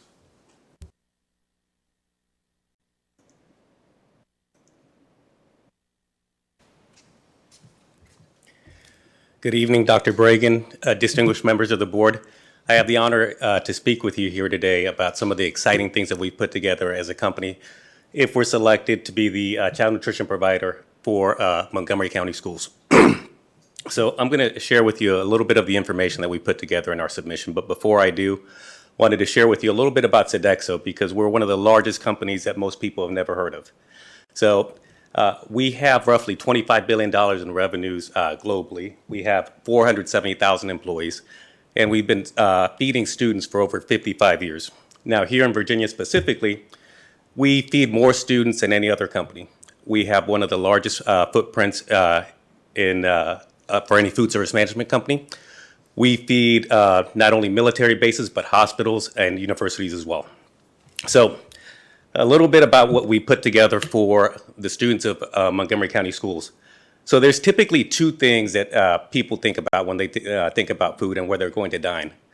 First and foremost, it's going to be the food. The taste has to be appealing. When you take a look at each one of the pictures that's on these slides, this is not drawn up material. This is actually what we feed to students as part of our menus.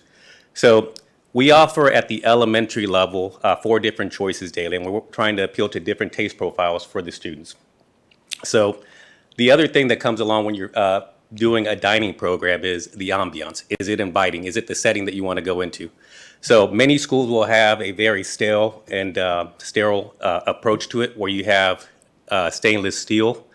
You have a got milk poster on one area, and not really too appealing. And when you think about the elementary grade levels, what do they typically look at? Nickelodeon, Disney, fun, vibrant colors. So when you take a look at how we market our individual cafeterias, we want to make it as inviting as what they're accustomed to. So when you take a look at the middle, that's our branding, the clubhouse, and we did a lot of market research that went into that to make sure that we are doing something that appeals to the individual student. And we found by doing this, we see an increase in student participation of roughly 10%. So more kids eating will make sure that they also have the correlating benefits of having better grades. Oh, and one more thing before I forget. We also do things beyond the food. So once a year, we have an annual competition at the elementary level. So 4th and 5th graders will have this competition that we title Future Chefs. And in the Future Chefs competition during the spring, we'll have an individual theme. So it may be breakfast or it may be a healthy snack. And kids get together with their parents, they design a recipe. And then we host a local competition where we'll have key stakeholders, principals, board members, anybody that wants to participate. And they get a chance to partake in this competition and score and grade the meals that they taste. And we want to make sure that we do it in a fun and inviting manner. So we have a cafeteria employee that mentors that employee or that student, and they make sure that they're preparing it safely, the presentation that goes along with it. And while all the kids are winners at the end of the day, we do have a grand prize winner. And that grand prize winner, their recipe advances, not the individual student, to a regional competition. And we recreate that recipe, and then people vote on it. Finally, that regional competition turns into a national competition where now everybody nationally is able to vote on it. And once that competition is done, that student wins a scholarship and a couple of different things to make sure that they get the proper recognition. And there have been occasions where the recipe meets the USDA guidelines and we introduce it into our national menus. So just fun and exciting things that we want to do to extend beyond the cafeteria.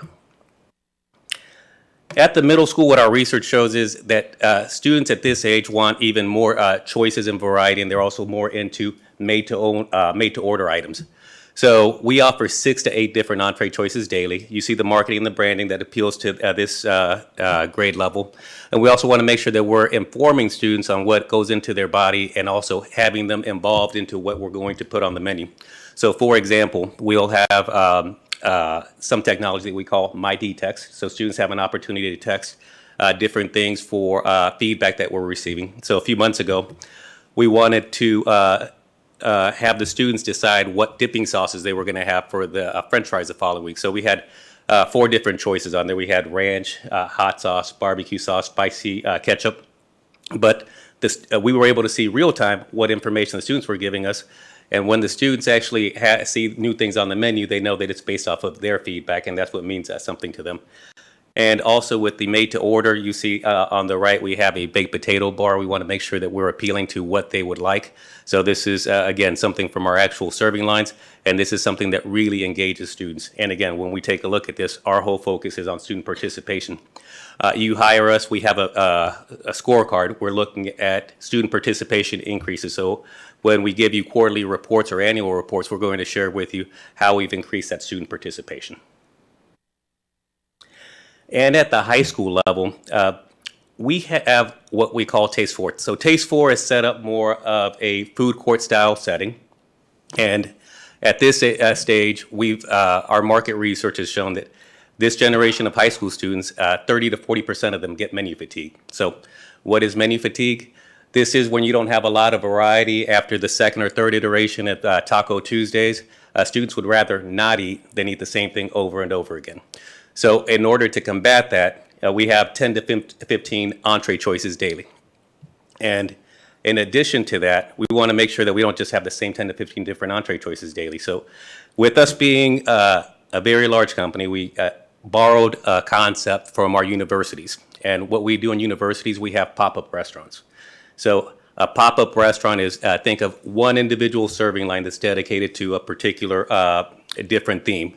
So the first one that you see on the top is Beale Street Barbecue. So this week, if we were to have Beale Street Barbecue, a student would go through the line and they would decide the protein that they want, whether it's pulled pork or grilled chicken, and then they decide whether they want it on tater tots, nachos, or a burger. Then they choose different sauces to customize it, and we have the things that go along with it, such as baked beans, just to go along with the theme with the Beale Street Barbecue.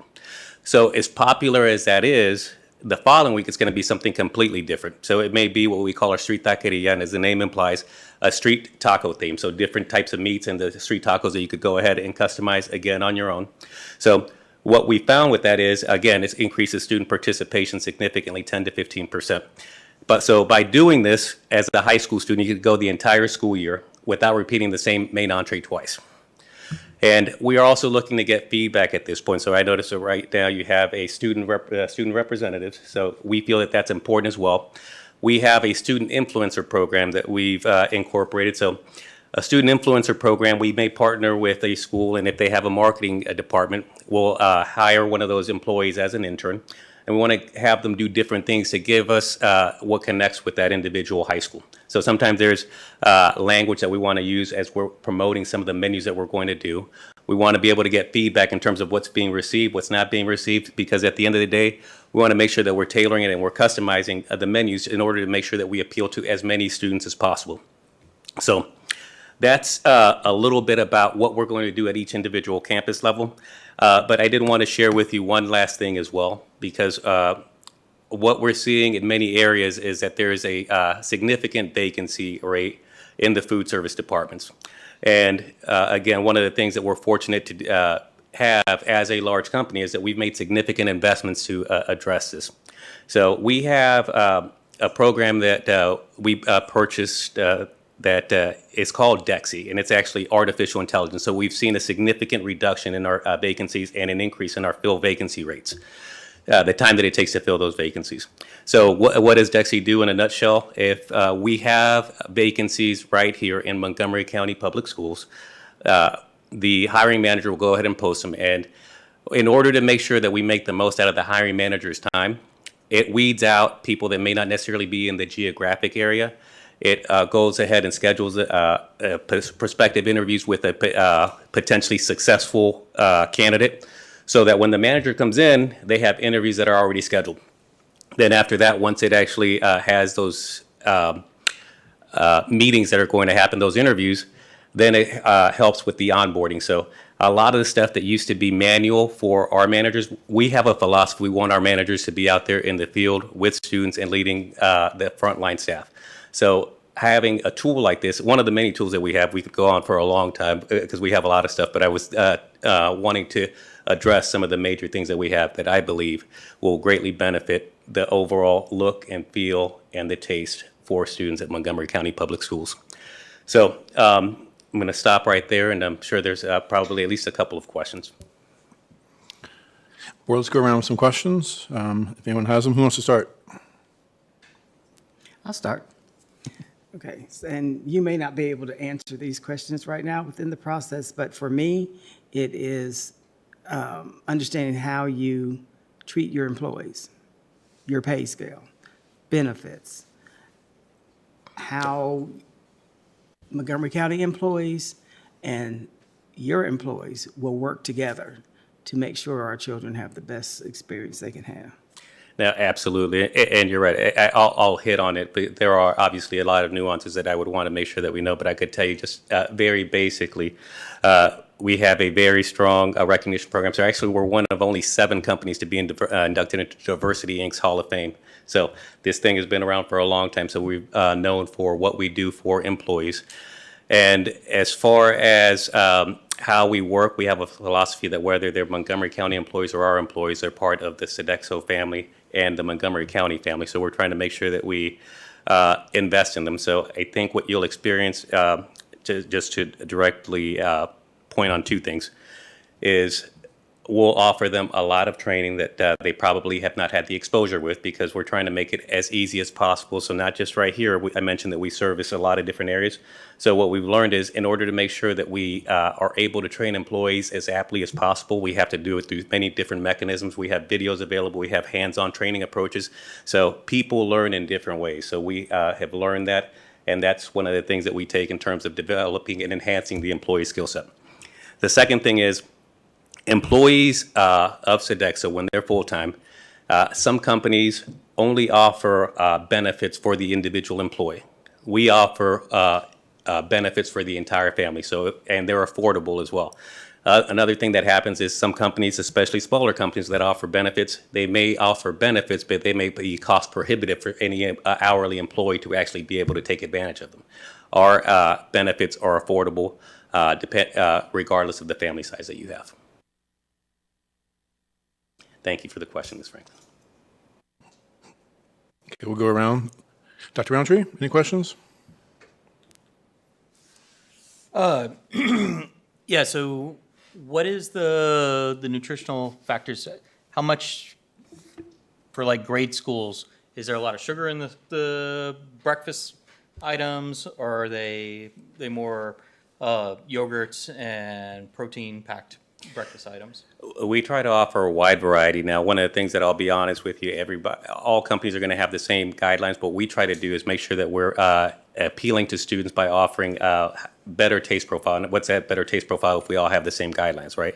So we have a small army of chefs and dietitians that put together and sample a lot of these different recipes, and we incorporate our marketing team to make sure that we're testing it out with students, and we have the right combination of foods, and we do more scratch cooking than a lot of other companies. Now, on the surface, you would think that having these scratch recipes are going to be very labor intensive, but we try to make sure that it's simple and repetitive what we do with those recipes to make sure that they're replicatable by all cafeterias. So that's the approach that we take, Dr. Roundtree. And then following up on Ms. Franklin's comments and questions, do you happen to know the minimum wage, and do you set the minimum wage associated with your employees to the same value as MCPS, or? We do. So we always do a market wage analysis, and that's what we use to build each individual account that we're going to staff. And right here we had the hourly wages for the employees, so we always try to make sure that we basing it off of that, and then we also make recommendations in terms of salary increases in terms of what's going to happen, because we're trying to make sure that when it's a blended family, so to speak, that we're trying to keep in line with what's going on with Montgomery County employees of the district and Sodexo employees, so that it's equitable and there's not disdain from one employee base versus the other. So that's a nuance that comes along with this. Thank you. Ms. Purcell? Sure. So we were fortunate enough for others listening just to provide some context to be able to sample some of Sodexo's food earlier tonight, and you offered some gluten-free options. And I just had a question about, people with something like celiac disease, real gluten sensitivities, it's really, really important, like, to not have cross-contamination in order for them to eat that food. So what are your processes for making sure that kids with severe allergies don't get exposed to their Absolutely. allergens? Absolutely, Ms. Purcell. So we do have a lot of best practices that go along with that, but also we want to make sure that it's as easy as possible for parents to communicate and be informed on what we're doing. So we have software and apps where they could go ahead and identify what's on the menu, build a menu plan, but also within the dining area, we're actually preparing the food. Then we'll train the employees in order to make sure that we're being able to separate and accommodate any particular diets. And if there is a severe allergy in any particular case, we're trying to make sure that we take any additional precautions that come along that go with that as well. Ms. Bond? We get it on. Well, mine are more comments than there are questions, but thank you so much for our dinner this evening. It was delicious, all of it. Glad to hear that. And, one of my concerns years ago before we started doing outreaches for food being brought in, we might have provided better food, but kids weren't eating it. They were just leaving and going and getting fast food. So even if they don't always make the best choices, they're better than what they could be. And so I appreciate the fact that it looks good and tastes good because it's important. I had my children come through during those times and they didn't want to eat at all. So, and then like I said, they wanted to make worse choices when they got out of school. So I appreciate the fact that it looks good and tastes good because it's important. And for some, that could be the only meal they're eating. And if that's the case, it needs to taste good. And, we know that nutritionally speaking, sometimes you don't reach for something else if you're a little bit more fulfilled. So I'm a believer in that. And thank you so much it looks great, tasted great. Thank you, Ms. Bond. And if we're fortunate enough to be awarded the contract, I'll follow up with you to see if your students are eating after we implement the changes. Ms. Pardon?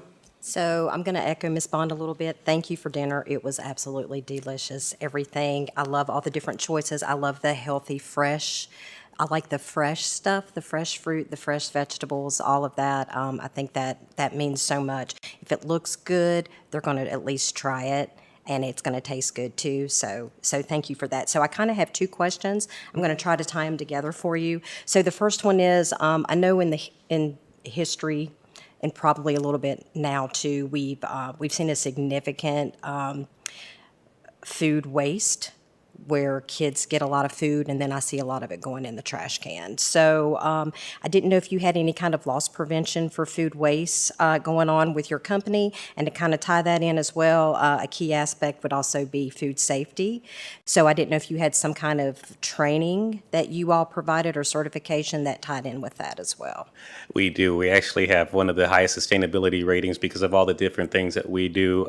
So we have Waste Watch 2025 where we're focused on reducing waste by over 50%. And we're making great progress with that. And again, we get some awards for the work that we do with that. And yeah, I would echo the earlier comment as far as the training.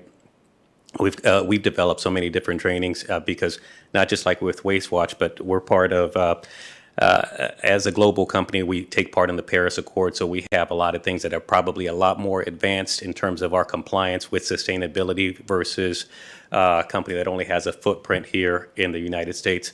So with that, we have training, video trainings that are available in order to make sure that if you're not educated on these things, that we're able to make sure that we get you up to speed and we're doing what we need to do in order to make sure that we maintain our membership into these organizations. Perfect. Thank you. Thank you. Dr. Guitry. Great. Yes, thank you so much for the variety of food that you had in your presentation, and thanks to the rest of the team. So I know that in the food service industry, profit margins are razor thin. And so I want to return to the one question that Ms. Franklin asked. So I realize that you create, as you said, parity with, you would with MCPS if you were to get the contract. In the state of Virginia, what is the minimum wage for an employee at your company? Because I know you're a global company. And I have a couple of questions. And if you don't have the information now, that's fine. I could get it later. I but I'm don't have curious. it handy, but I could get it for you here shortly. Okay. And the other question I have goes along with that is just, I know that there is a lot of turnover, and I'm curious to know, like over the last 3 to 5 years, what is the turnover rate in the company, and how well do you do at retaining within the company?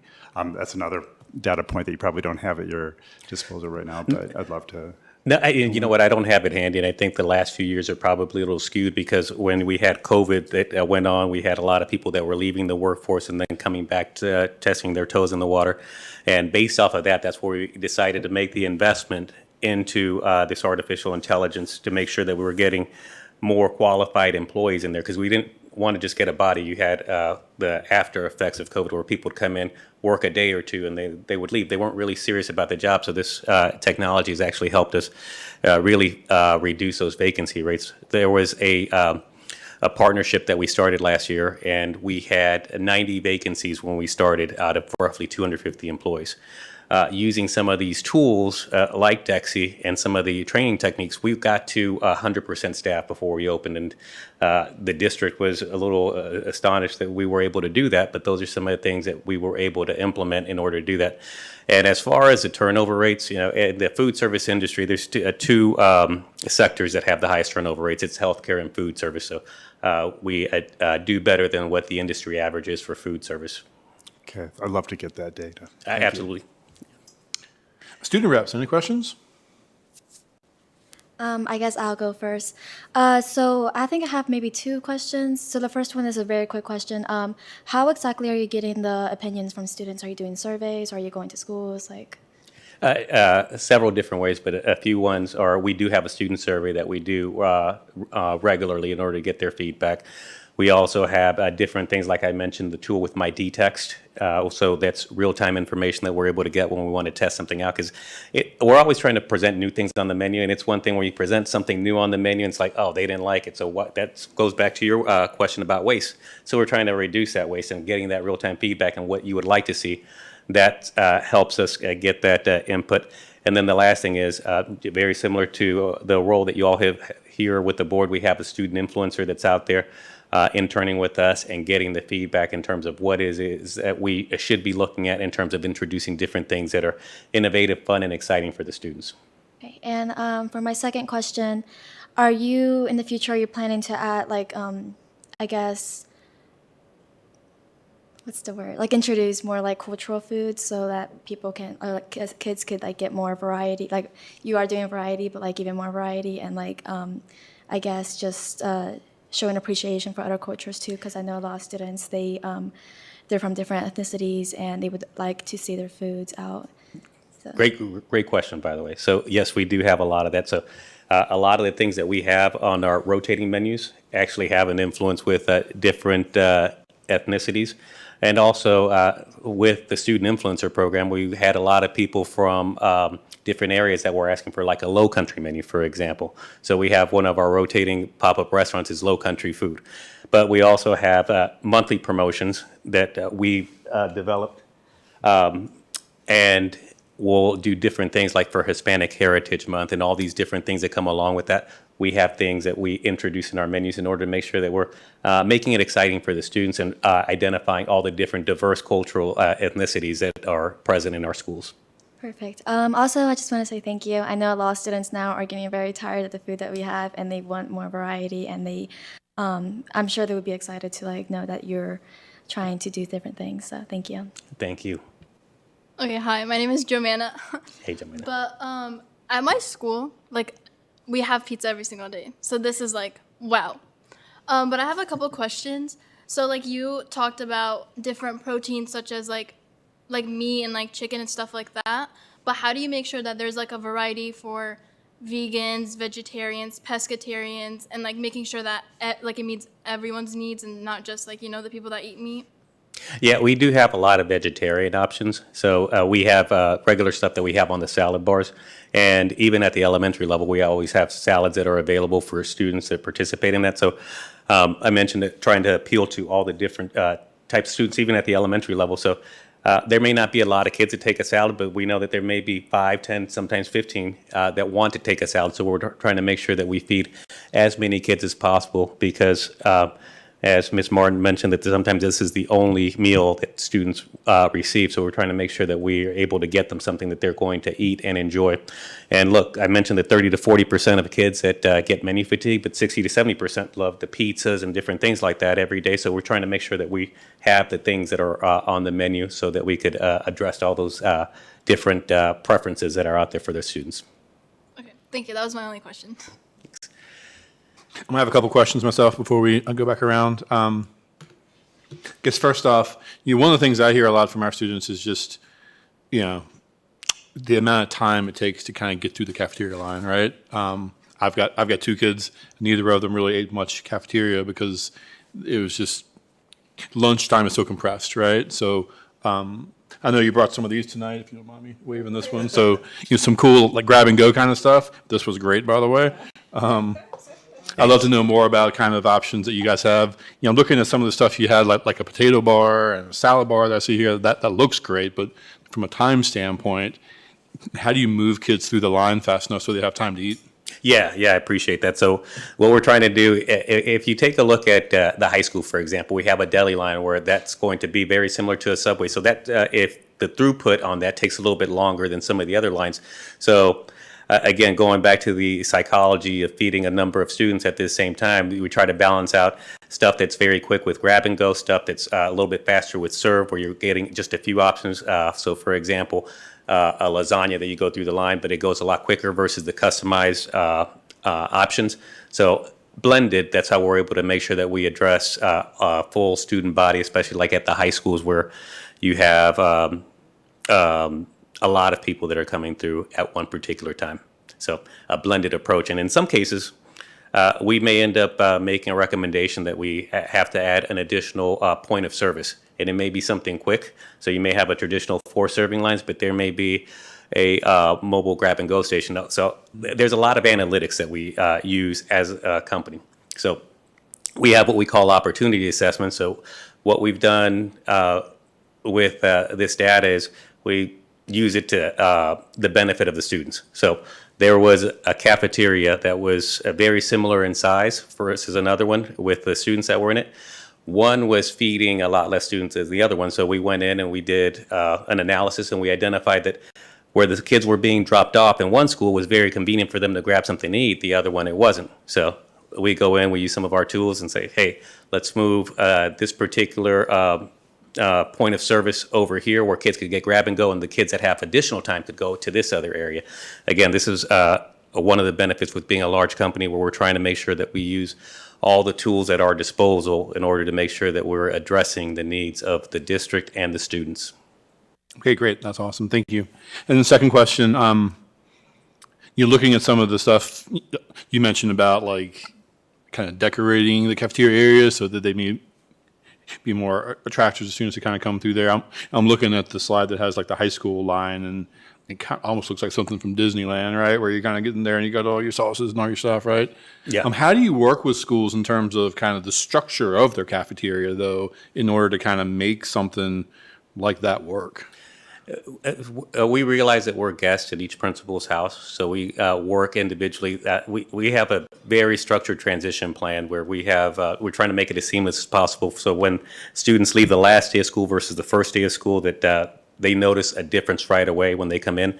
And during that process, we meet with the individual principals, and there may be multi-purposes that they use for the cafeteria. So those principals may be a little bit more restrictive in terms of, yeah, you know what, we don't want all that. This is what we want. Others will be like, yeah, you know what, if it's going to make it more appealing, then let's go all out with that particular area. So we have our marketing team that comes in and they help out. We have subject matter experts in each individual area that help make our program a great success. So those marketing people are meeting with the principals and making sure that we address the needs and we customize it to a way that gives that individual high school its identity. Okay, great. That's awesome.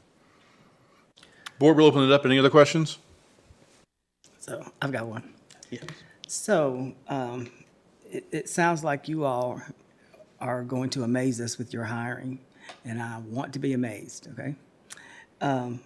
But in case we're not, how are you going to be able to fill in when one school may not have enough staff to be able to offer all the opportunities that other schools have? Yeah, we normally try to make sure that we have a plan to fill in a vacancy when it comes in. Because look, even if we're fully staffed, sometimes there may be a flu outbreak that comes up all of a sudden, and then we have to be able to adjust for that, right?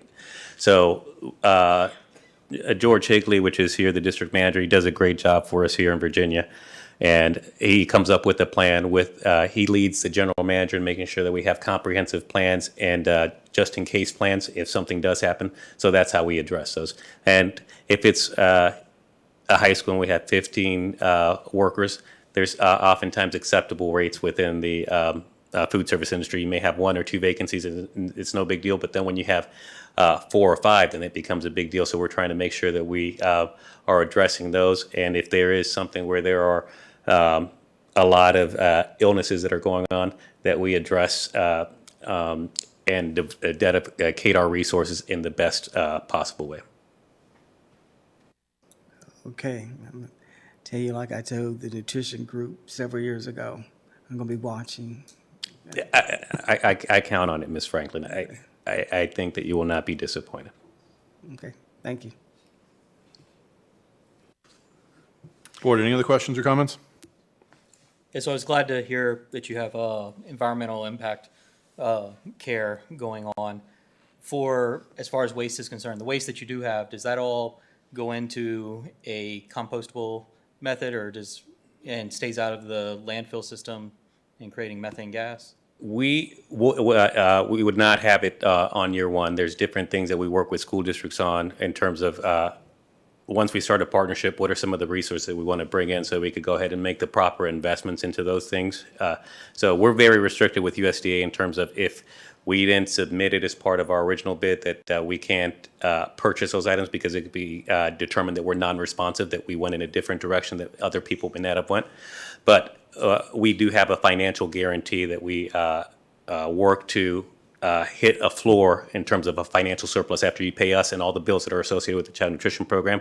And if there's a direction that the district wants to go, then we'll make different recommendations. This is how we could help you achieve those goals, including compost, because we do have a lot of schools where we do have a composting program. And where in those schools where we do have a composting program, we try to work with the CTE departments to make sure that we incorporate student involvement as well. Thank you. Board, any other questions? This was a great discussion. Thank you all for your time. Thank you so much. All right.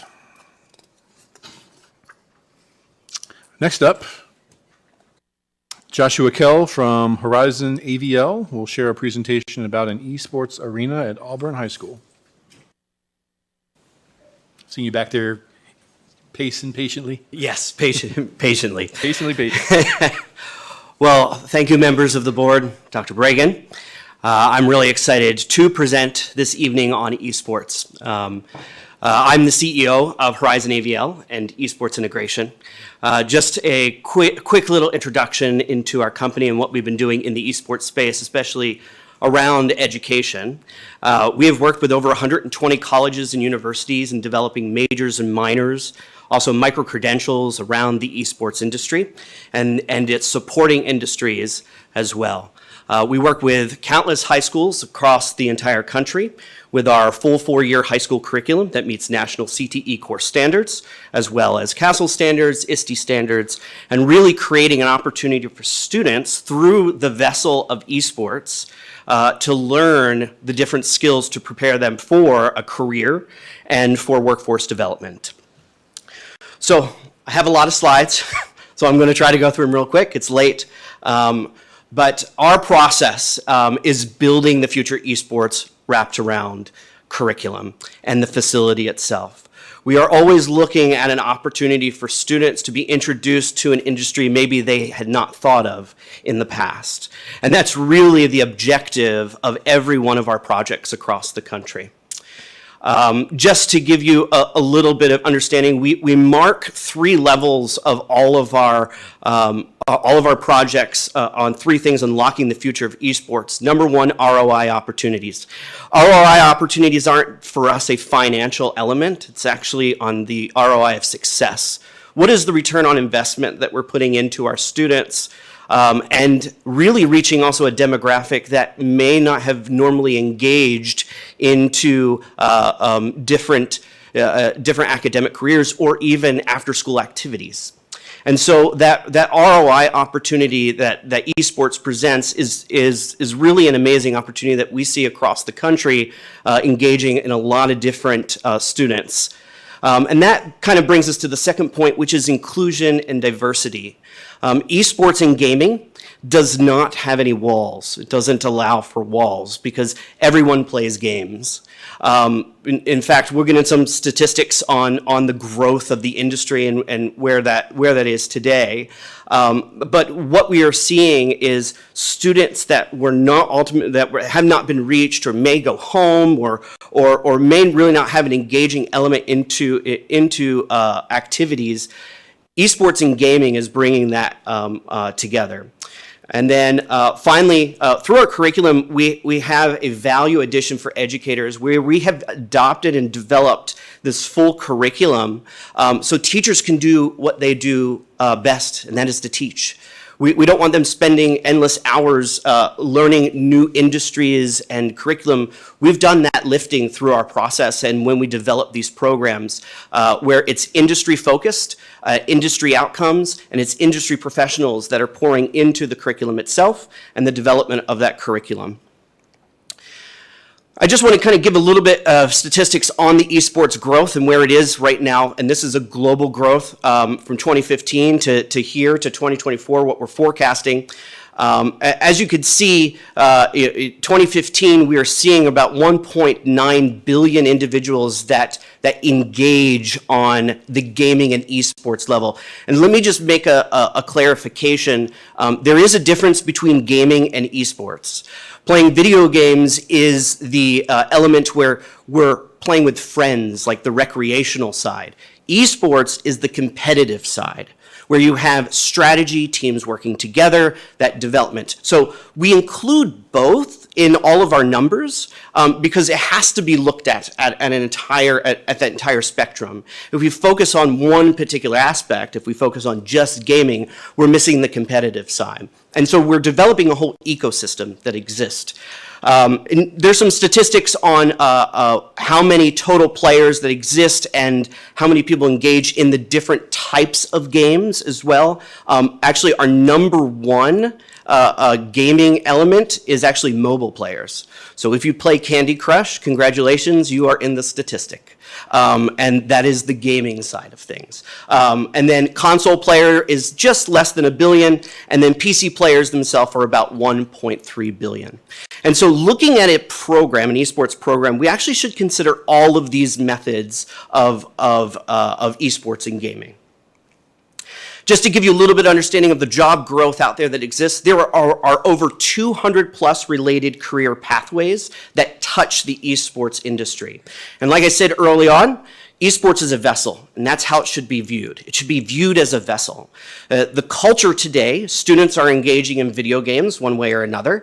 And so how do we take a pastime for them, and how do we make it into a career opportunity?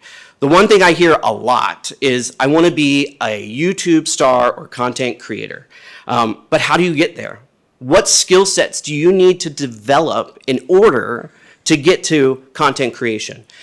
Content today by these individuals are consumed here. It's not a remote anymore. It's not a television. There are more people watching video games and watching esports competitions than there are watching the Super Bowl. League of Legends Finals had over 200 million people watching. In comparison, the same year, the Super Bowl had only 150 million. So we are seeing a shift, right?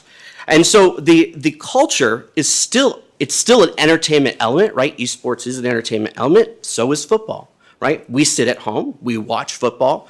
This new generation is watching and consuming it on their iPads, their tablets, their phones. And so how do we reach this demographic?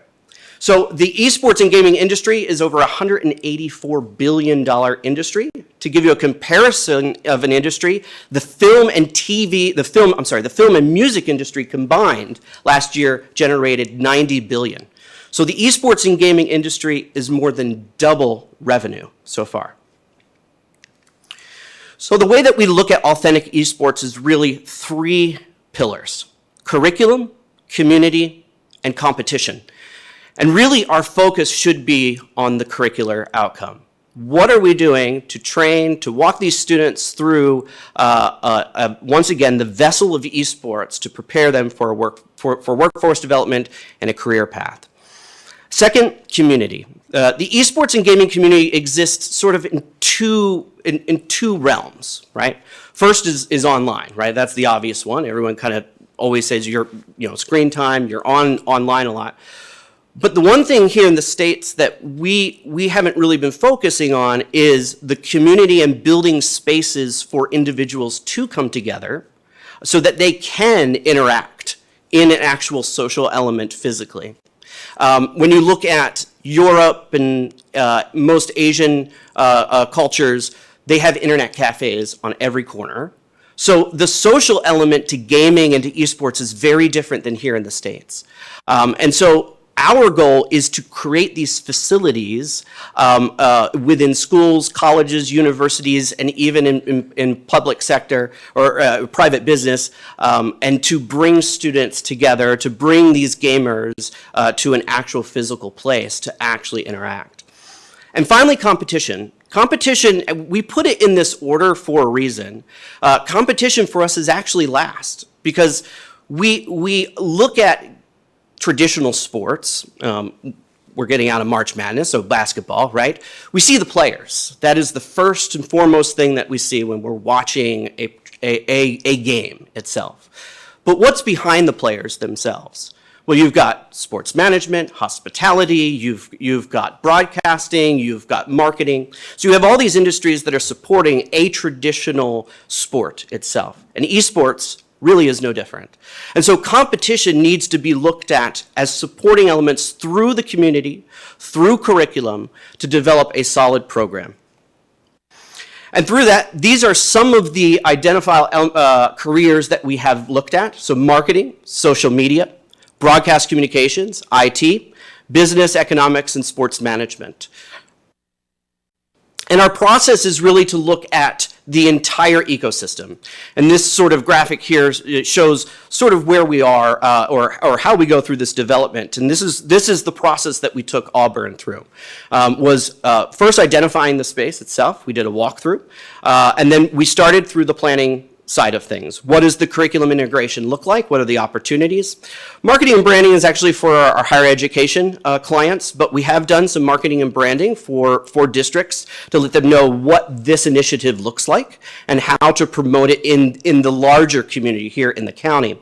Roadmap development, and this is where most esports programs will fail. If they don't have a 3 to 5 year outlook and a plan of where this program is going, we see most esports either plateau or start to decline.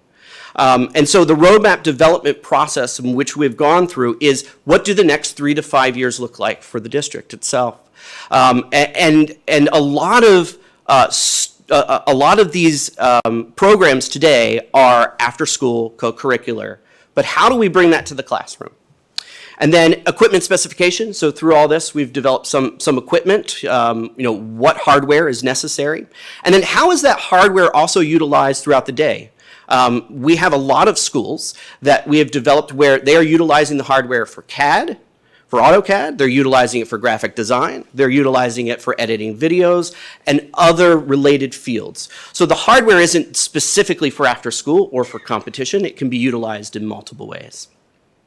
And then finally, league and team development. Now, there's something beneficial here in the state of Virginia.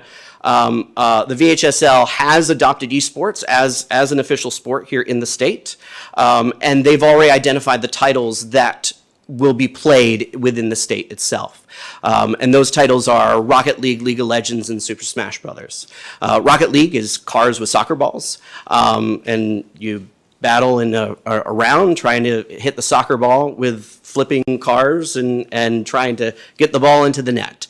Super Smash is all Super Nintendo, so Super Mario characters that are fighting against each other. And then League of Legends is what we call a MOBA. Basically, it's 5 players versus 5 players. I'm trying to capture your base, and the first one to capture the base, they win, in simplest terms.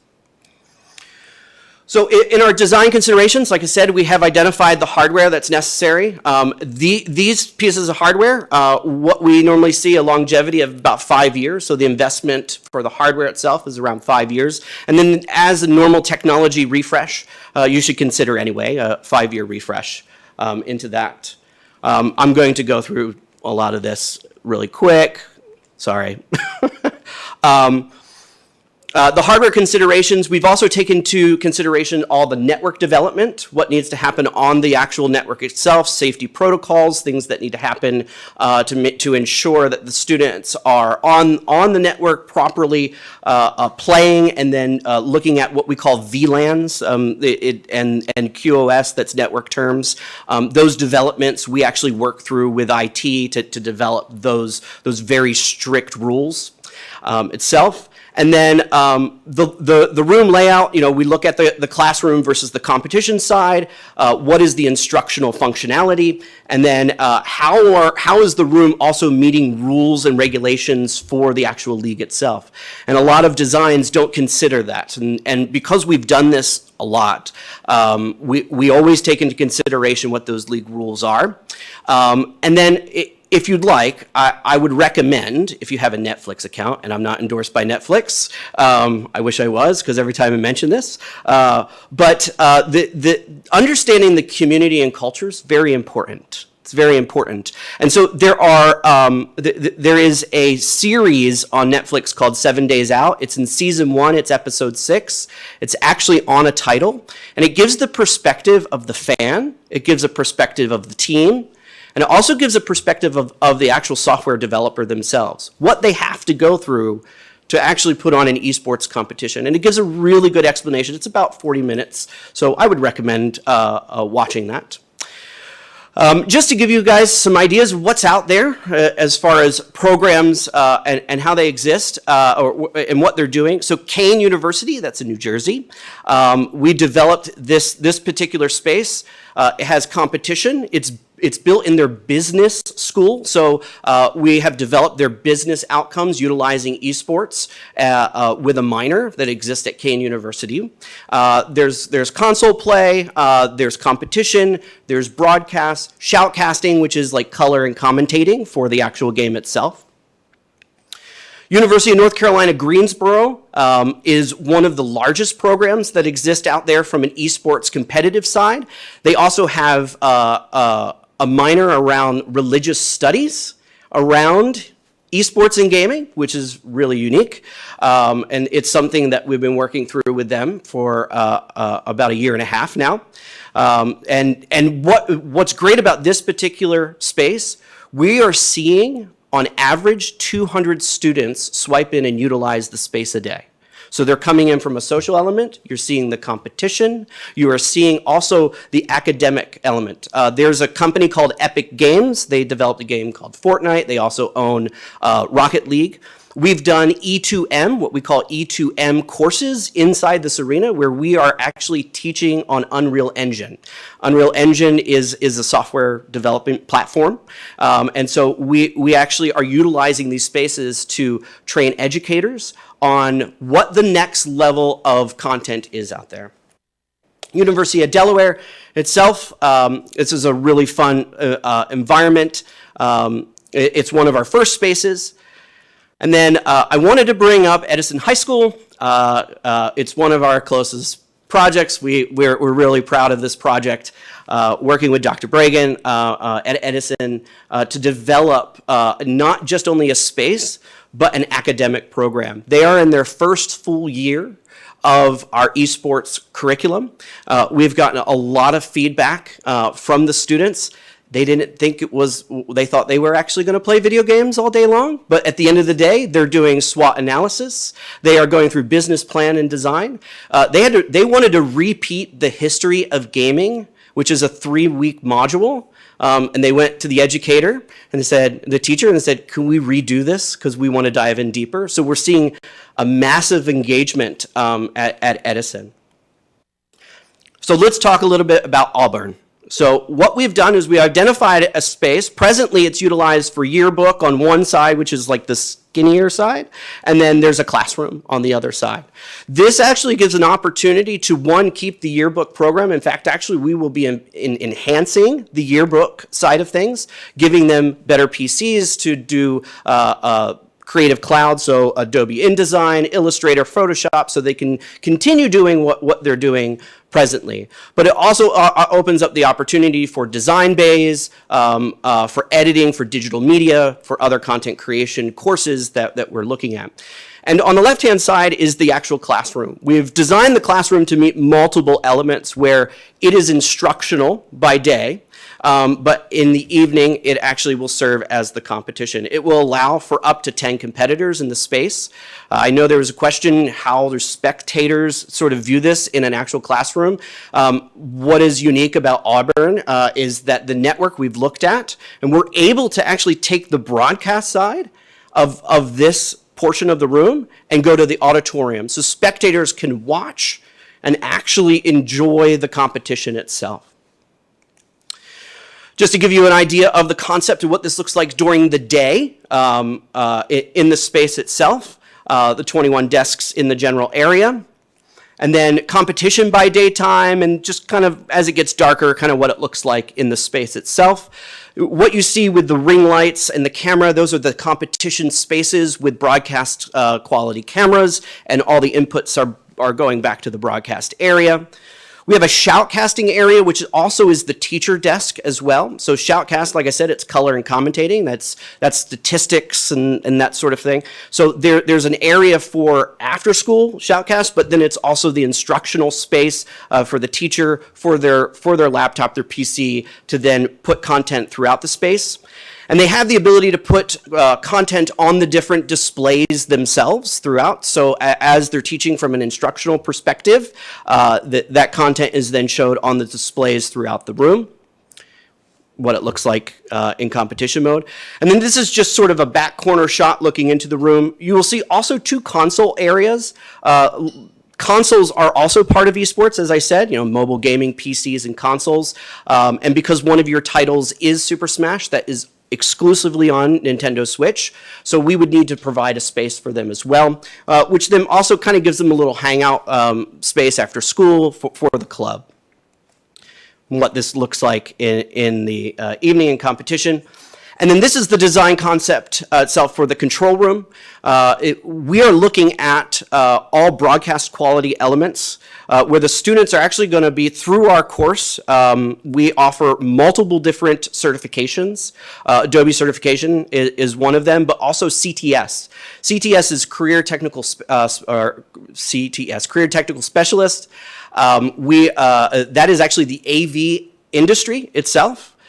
It is actually one of we are desperately looking for individuals that understand the AV industry and the broadcast industry, because it is such a fast-paced and growing industry itself.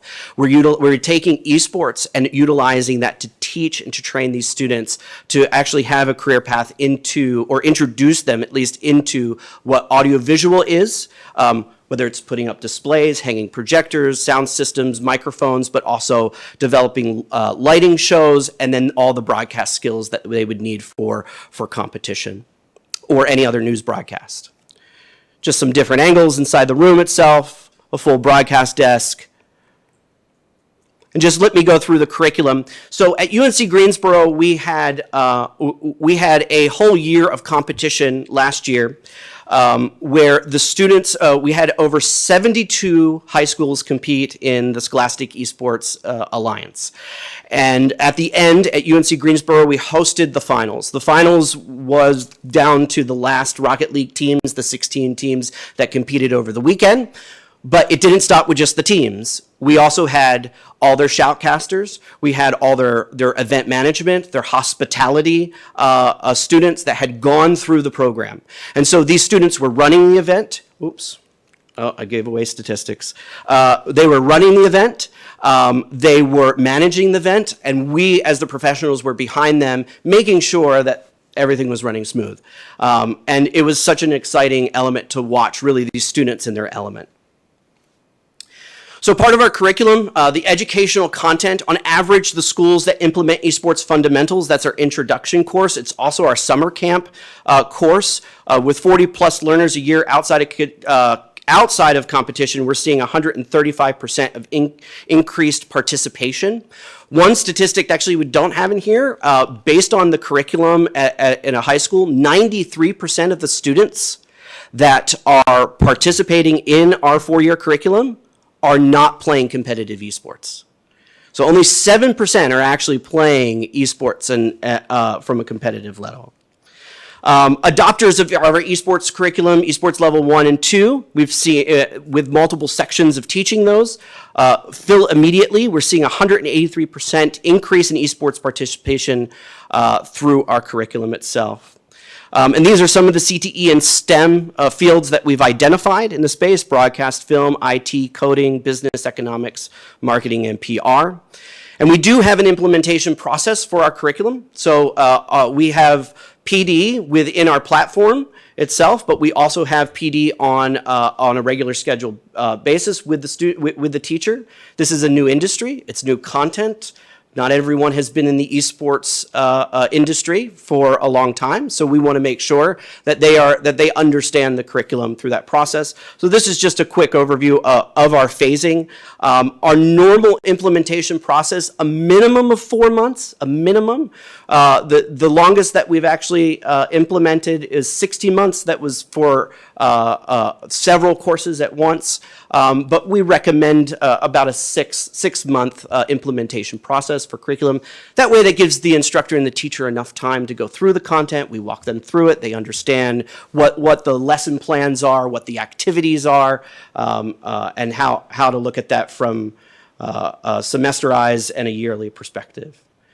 These are some of the courses that we offer in our arts, media, entertainment cluster: content creation, broadcast 1, broadcast 2, film 1, 2, game design and Unreal Engine. In the IT side, game design with Unreal Engine, and then with a broadcast emphasis, cybersecurity. We also have a Cisco certified course that is part of our IT cluster itself. So they're walking away with their CCNT, which is their introduction into Cisco networking. And we also offer through our course IT and a CompTIA certification as well. And then we also have a hospitality and a tourism course that has been rapidly growing from a lot of schools that are starting to adopt more and more on the hospitality side. We also offer, through all of our curriculum, we also offer our extra and co-curricular content, esports fundamentals, and there's a lot of different modules that exist. We do also have esports coaching. That's not to coach the students, that's actually to coach the coach. What does it mean to actually coach an esports program itself? These are some of the handouts that we can certainly give you guys as far as our course guide. It kind of gives a full description of what that looks like. And then we do have our own LMS platform that we have developed that will actually has a teacher's module section with all their notes, with all their criteria, so that they have all their lesson plans in front of them, what they're going to be going through week by week through their pacing. And then we have a student engaged version that has daily check-ins, SEL checks, and then that will walk them through the curriculum itself. And I think with that, we have some handouts if you're interested. It kind of goes over the why of esports, a lot of frequently asked questions, but then some of the statistics that we've showed tonight are in some of those handouts. So thank you. Any questions? Board, we'll go around with some questions. Maybe start down here with Dr. Guthrie.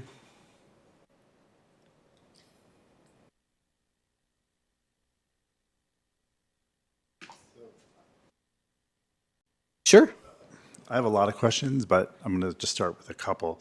What is the cost per student?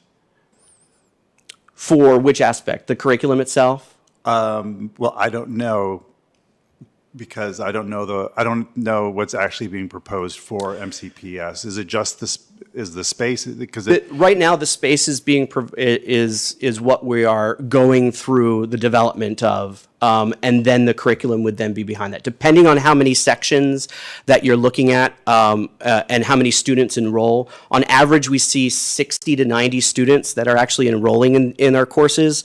So the cost per student, depending, is roughly about 100 to 120 per student.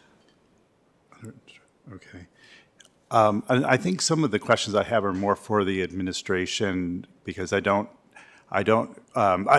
thank you for the presentation and the enthusiasm. Sure. There's lots around this I don't quite understand. Is this are we incorporating this into the curriculum? I know that we have cybersecurity, we have computer science, we have these other faculty. Are they involved in this? Have they been asking for it? Why Auburn? Is there like a plan for the whole division? I just have so many questions that don't have to do with esports itself or your company, but MCPS. There's a lot there, Dr. Gitry.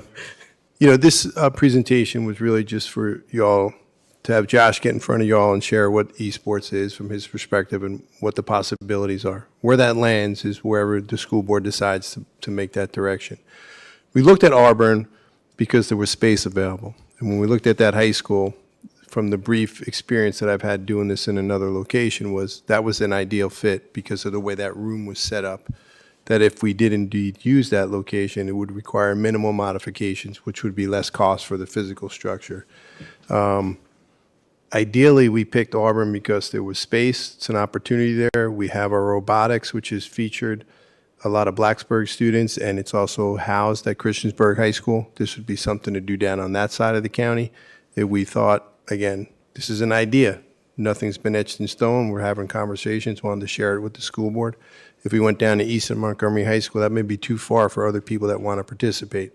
We thought Auburn may catch some Eastern Montgomery students as well as catch some students from Christiansburg that are interested, that want to be a part of it. The idea would be, if we moved forward, right, and if that was something that the school board wanted to invest in, is that we started out as esports, as a gaming and after-school type activity, get a coach, and that's what we did where I came from, and then it grows. Mm-hmm. The interest grows, it becomes larger. Kids, as Josh had said, start asking for the classes, the curriculum, because they see the value in it. And for me, I wanted to present it to all of you because that's what I get paid to do, come up with ideas and things and how we can move the division forward. You all decide what you want to do. I became aware of this about 7 years ago at a conference I went to in New Jersey, and I had no idea what this even was. And when I saw how big it was, how it impacted, how kids are getting scholarships, how it's pervasive at universities. And if you go down, I would encourage everyone here, if we consider having further discussions, go to Radford University and look at their esports arena that they've set up. This is huge. I thought it was a good idea to share with y'all and get your thoughts.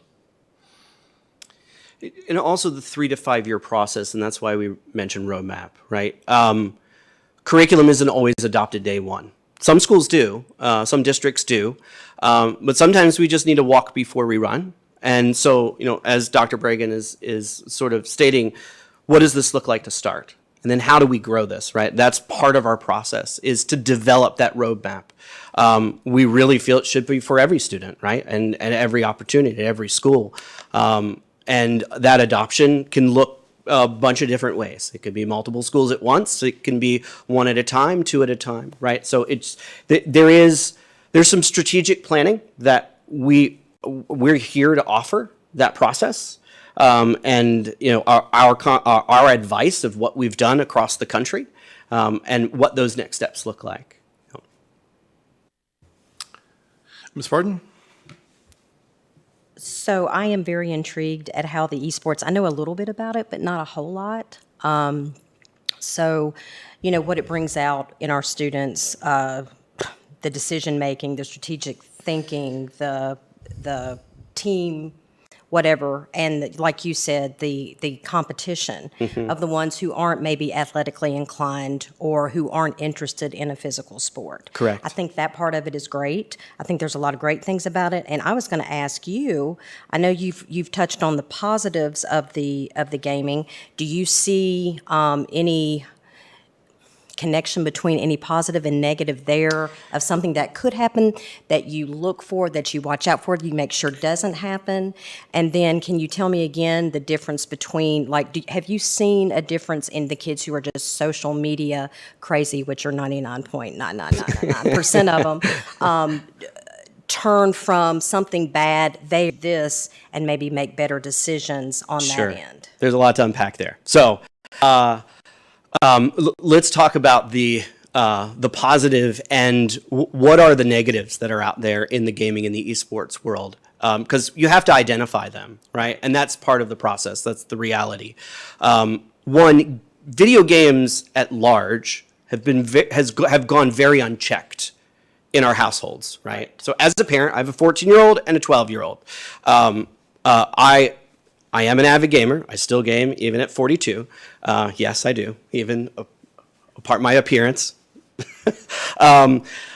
So we as parents have made a lot of decisions in our household just because Dad is a gamer. I understand the industry. These programs that we've developed, one, we feel it takes a village, right? Instructors need to help identify digital citizenship, right? It goes beyond gaming too, right? Social media is so ingrained into the gaming world as well. How do you approach toxicity, right? That is a huge problem in the gaming world.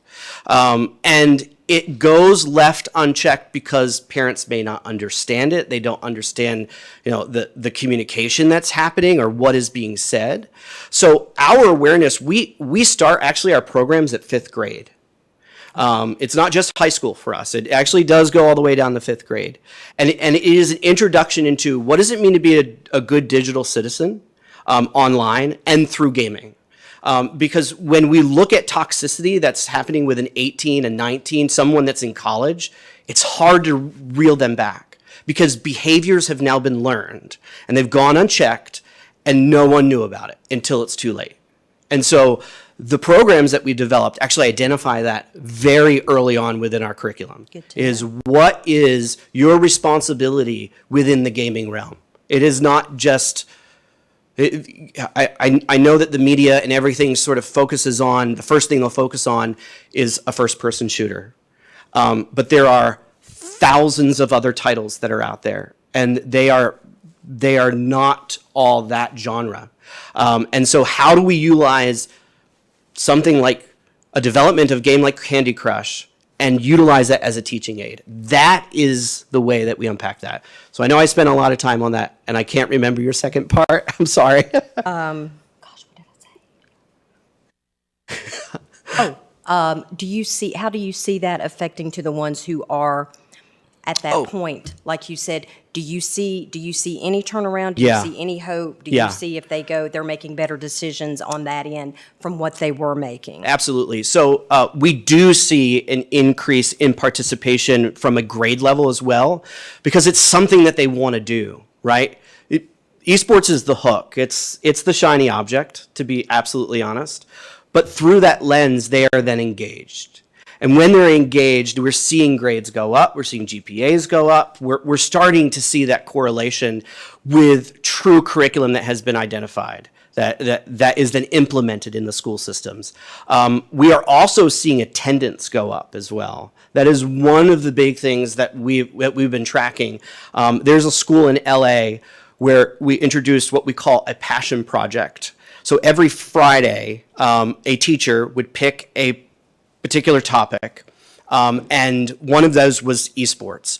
We saw in this school in LA on Fridays, about 45% of the student population would not even show up on Fridays, just because, why? Why do it? We almost saw that switch turn around to that increased, that 45% that would not come, we got 80% of them back because they wanted to learn about YouTube and streaming, Mr. Beast, Dude Perfect, you name any of those large social media influencers, that's what intrigues them. So bringing this through that lens has really increased engagement. Linwood, do you care if I ask one more?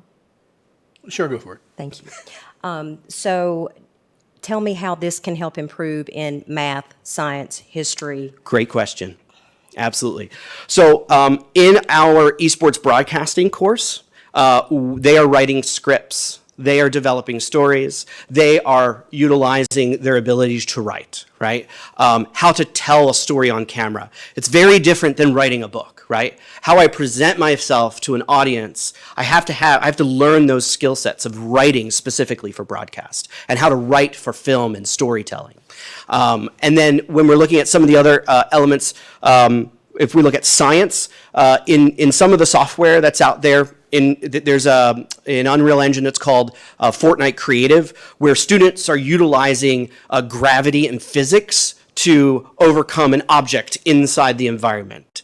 And so they're utilizing math and physics in the video game itself to understand these concepts. Also in our broadcast course, we do statistics. We teach the students mathematical understanding of how to bring statistics into the game. And what does that look like in the middle of a game to take data, do the math work, and to come out with statistical outcomes. Okay, so you Some mentioned examples. Fortnite. So my daughter's gotten into Fortnite. I mean, she's Fortnite. Like, if she's not studying, she's upstairs on Fortnite.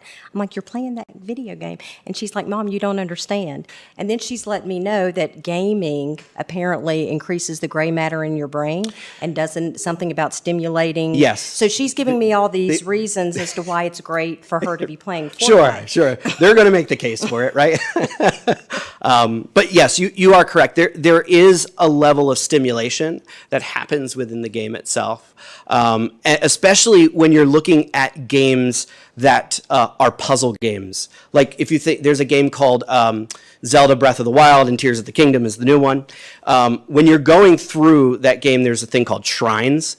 When you go into a shrine, it's a puzzle. You've got to figure out how to get through the maze, and you're trying to work. And the player doesn't understand that you're actually working with physics, and you're working with angles, and you're working with timing, and you're trying to really think through this game and how to accomplish the puzzle at the end of the day. Thank you. Mm-hmm. Ms. Bond? Okay, so I don't know that I have any questions, but because I'm not a gamer and I'm not a Candy Crusher and I'm not any of that kind of stuff, I got a 2,000-piece puzzle on my dining room table, but that's about where it ends, and I'm a crafter. But I can put anything together, that's about it. So, and I did actually share concerns of one of our speakers earlier when I came in, but I have to say, I have completely changed my whole outlook because your knowledge and enthusiasm and your passion is definitely, you know what you've got here and you believe in it. And that has won me over because it's completely different than what I think the average gaming idea Absolutely. is. And it takes someone who's not a gamer to see that. Yeah. And I appreciate the fact that we are considering doing it at Auburn because they need that. And, some of our bigger schools have plenty other things.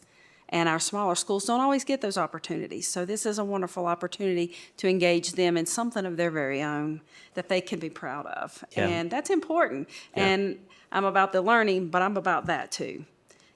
Kids have to feel good about what they're doing and that passion and that love and believing in it. And that's what will carry them to the next level quicker than anything else. Absolutely. So thank you. Thank you. And like I said, you made me a believer. So Let me throw in a couple questions before I forget here. Sure. I'm a software engineer myself, so I'm down with all this stuff. It's cool. I guess a couple questions though. How many public school systems have you worked with? You mentioned Edison, obviously, but over 200 colleges as well. Okay. Over 200 public schools, and like medium-sized to larger districts as well, in developing the program. 10, 12, 13 schools per district. and it's all across the country. So schools in Kentucky right now, schools in North Carolina, New Jersey, New York, Pennsylvania. We're talking with a pretty large rollout with the University of North Florida and Duval County in Jacksonville. So we've been working with a lot of public schools because they are the CTE initiative and what that looks like, trying to navigate through that. It's different from state to state. I'll say there's a reason why I don't have any hair left. So that's not the reason why.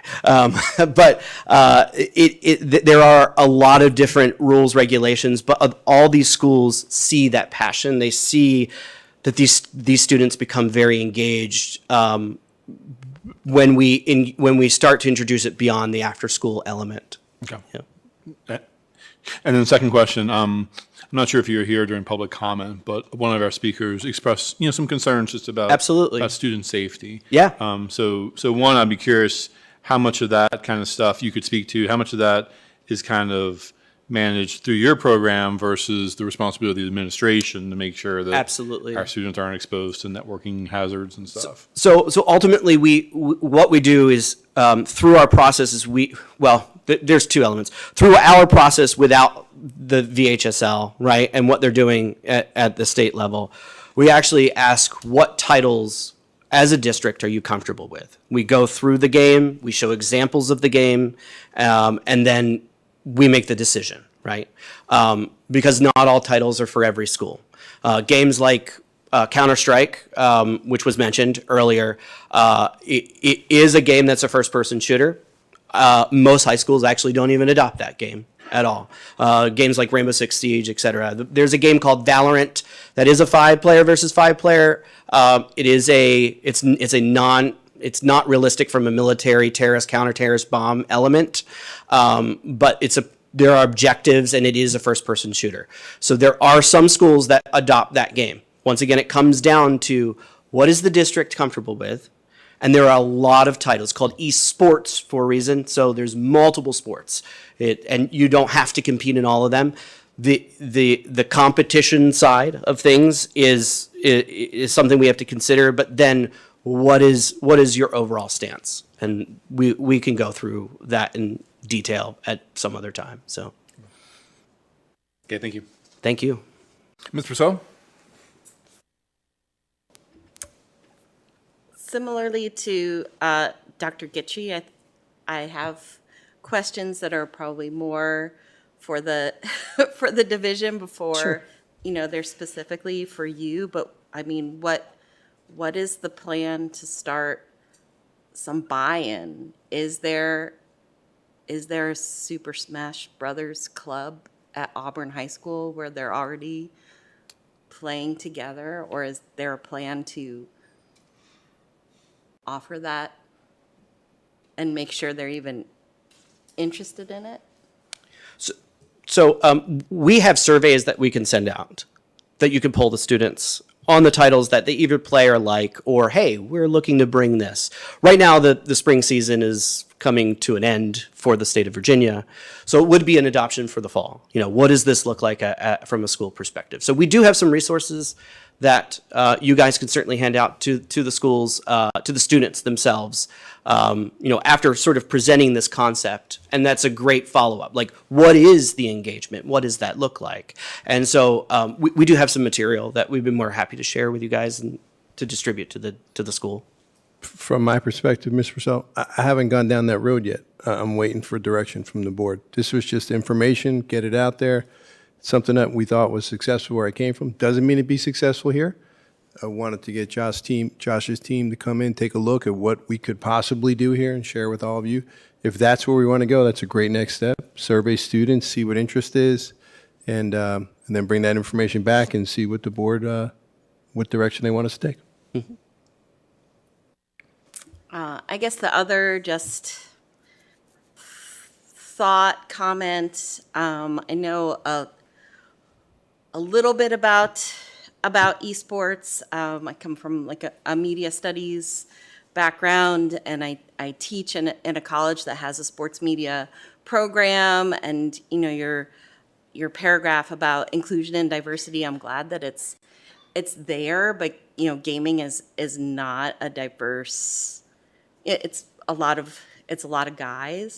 If Well, I actually, were to, actually, it's about 42% female that are competing in. When we look at it from a collegiate and high school perspective, not the entire global element that exists, right? We can look at the global statistics.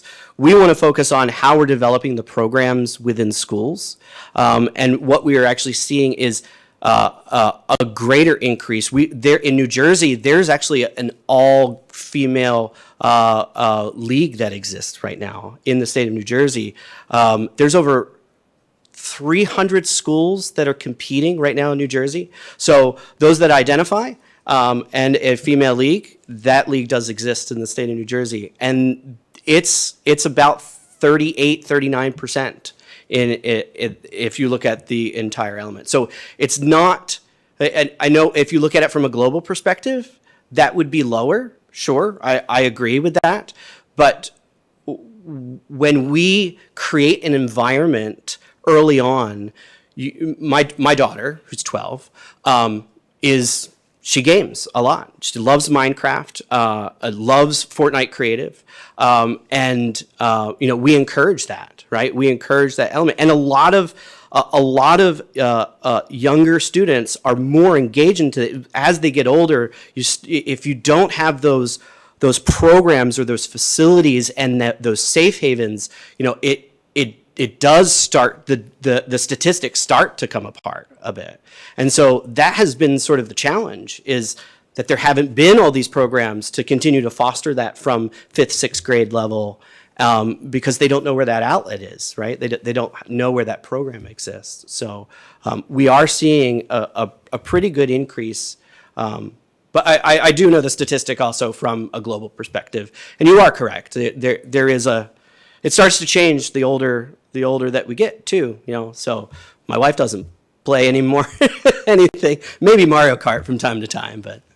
sure. I mean, I think there's just, and you had addressed this as well, like there's a pretty toxic online culture. Yes. Developing from a younger age, a kind of sportsmanship that is more inclusive would be really wonderful. Absolutely. I definitely come from it from a very skeptical perspective, but thank you. Sure.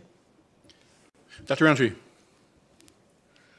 Yeah, so again, I think my questions are probably more for the district, but at Auburn, what are what's the curriculum currently look like for computer science, computer-aided design, mechanical simulations, electronic simulations, statistics? Do those already exist, or? I couldn't get that off the top of my head with any degree of accuracy, but I'd be more than happy to share that. Okay. Yeah, and along with that, just what, if those do exist, what are the spaces that are available there for those, and how does this how will having this enhance those spaces? Will this replace those spaces, or will this be an additive benefit to those spaces?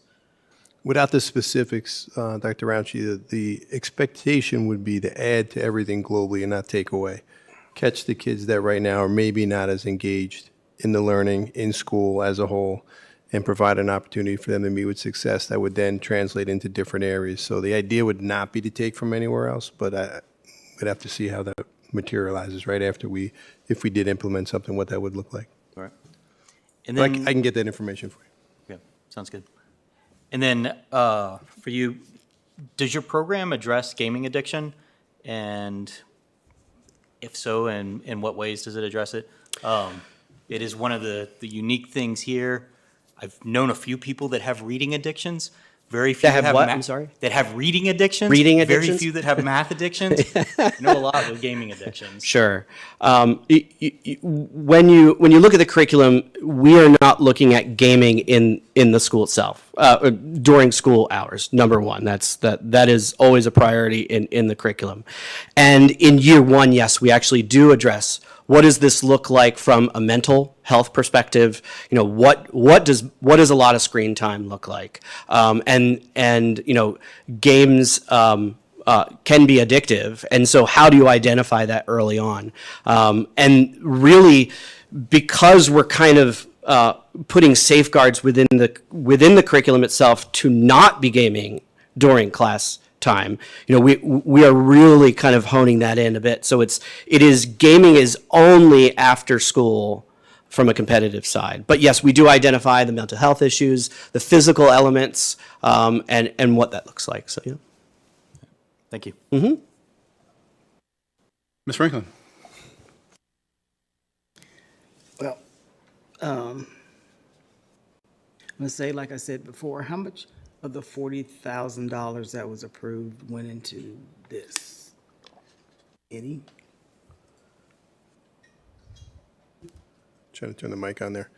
We allocated $40,000 for this design and plan. I don't know the exact cost, but I could share that with the school board. Guarantee it was under that, but I'll get that information. I don't want to speak without having the exact numbers. Okay, so as a couple of board members have asked the question, how do we know what the interest is, not just at Auburn, but across the county? And even though it's at Auburn, that doesn't mean that the children at Auburn would still have the same access as folks from across the county, from other parts of the county, because you still have to get back to the school. So I don't see any price tags yet or what this final looks like. It looks nice and pretty, but we've got lots of areas, other things and needs in the county that I think the resources could go to right now. So that's my input for tonight. Board, any other questions or comments? I think we have a lot to discuss, obviously, and try to figure out what next steps would look like here. But Mr. Kell, thank you so much for coming out tonight. Thank you so much. It was a pleasure. All right. Next up, Mark Husband will present a summary of the 2024-25 Strengthening Career and Technical Education for the 21st Century Act, the Perkins 5 grant application. Good evening again. The Perkins grant is a grant that is funded at the federal level and then pushed down to the states, and then each individual school division fills out an application annually. The Perkins grant is not a competitive grant. It is actually allocated based on a formula based on the number of students in poverty that live in our locality, in this case Montgomery County, ages 5 through 17, as well as a total count of children ages 5 to 17 that are living in Montgomery County. It is not strictly a Montgomery County Public Schools tally. And so we have filled out our application as we do annually every April and are sending it forward to the Virginia Department of Education. Roughly $182,000 this year, broken down into 3 different categories, the largest of which is equipment that is spent on our CTE programs each year. And then also funding is set aside for teacher professional development and counselors also count under that subcategory. And then also a large amount of money that is set aside for student certifications each year. Any questions for me? I believe you all have the short presentation in board docs. I don't have any questions about the grant. Mm-hmm. Grateful. But we had our liaison meeting with the Board of Supervisors today. Okay. And one of the biggest concerns was EMT training. Mm-hmm. And we've talked about that a little bit, and I would like for the board to look into that. Ed, you'll have to help me on how to get that on the agenda the right way, but this was an opportunity of a door opening for career and tech, and I know it could be part of a nursing program, but they really talked about the need in our county for getting EMT people trained and hopefully into that program. So I don't share with me where I need to bring this up at, new, old, young, whatever, tonight. New, old, incoming, outcoming, whatever, you tell me where it needs to be and I'll bring it up. But it's to be an open door to a discussion about that because it's a big need. Mm-hmm. Absolutely. A big need. Yes, ma'am. Board, any other questions? Comments? We're not taking action tonight, is that Correct. First reading, we'll ask for a vote in a week. Great. Thank you all. Okay, thank you. All right, next up, Dr. Widener will present the MCPS staffing update.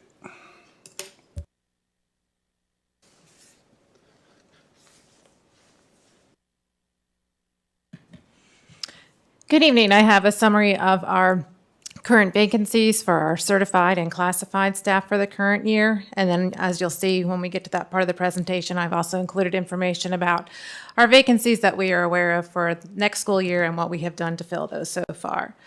So as I usually begin with just a comparison of where we are now, April 9th, to where we were approximately 1 year ago. You can see the numbers, particularly for our teacher positions, are slightly higher this year than they were last year. The next comparison is where we are now to where we are approximately this time last month. And you can see, and I'll review these as we go into the specific areas. We have some increases. We've added a couple of recent vacancies in our administrator and administrator category, as well as 2 teacher categories. And again, I'll go through those specifics here in just a second. So we'll start with our administrator employee vacancies. So the coordinator of special education, that's been vacant for some time now. And at this point, we're just trying to fill that position for next year. We've had 2 recent vacancies for administrators. An assistant principal at CMS has transitioned to a position outside the schools division. That's very recent, so that vacancy just opened up on Monday. And then our director of finance has also taken another position outside the school division. So those are our 2 most recent administrator vacancies that we have posted and are accepting applications and hope to fill very soon. Our elementary vacancies, these are similar to where they were last year. As I indicated, this is a time of year for vacancies that we still have. The applicant pool is thin in terms of applicants who are available to start now. So we are and have been relying on, in many cases, filling these with long-term subs.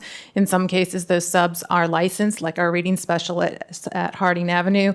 I will say the ESL teacher position, which was a relatively new position, we do have a candidate recommended for that position who hopefully that will work out and that individual will be able to start and finish out the school year for us. So that is one change. And we did add a new classroom teacher position at Harding Avenue recently because of a teacher that has left due to relocation. On the secondary side, again, this is very similar to what you saw last time. So again, we're fortunate to have many long-term subs in place for these positions. And in most of these cases, we are working to fill these positions for next year.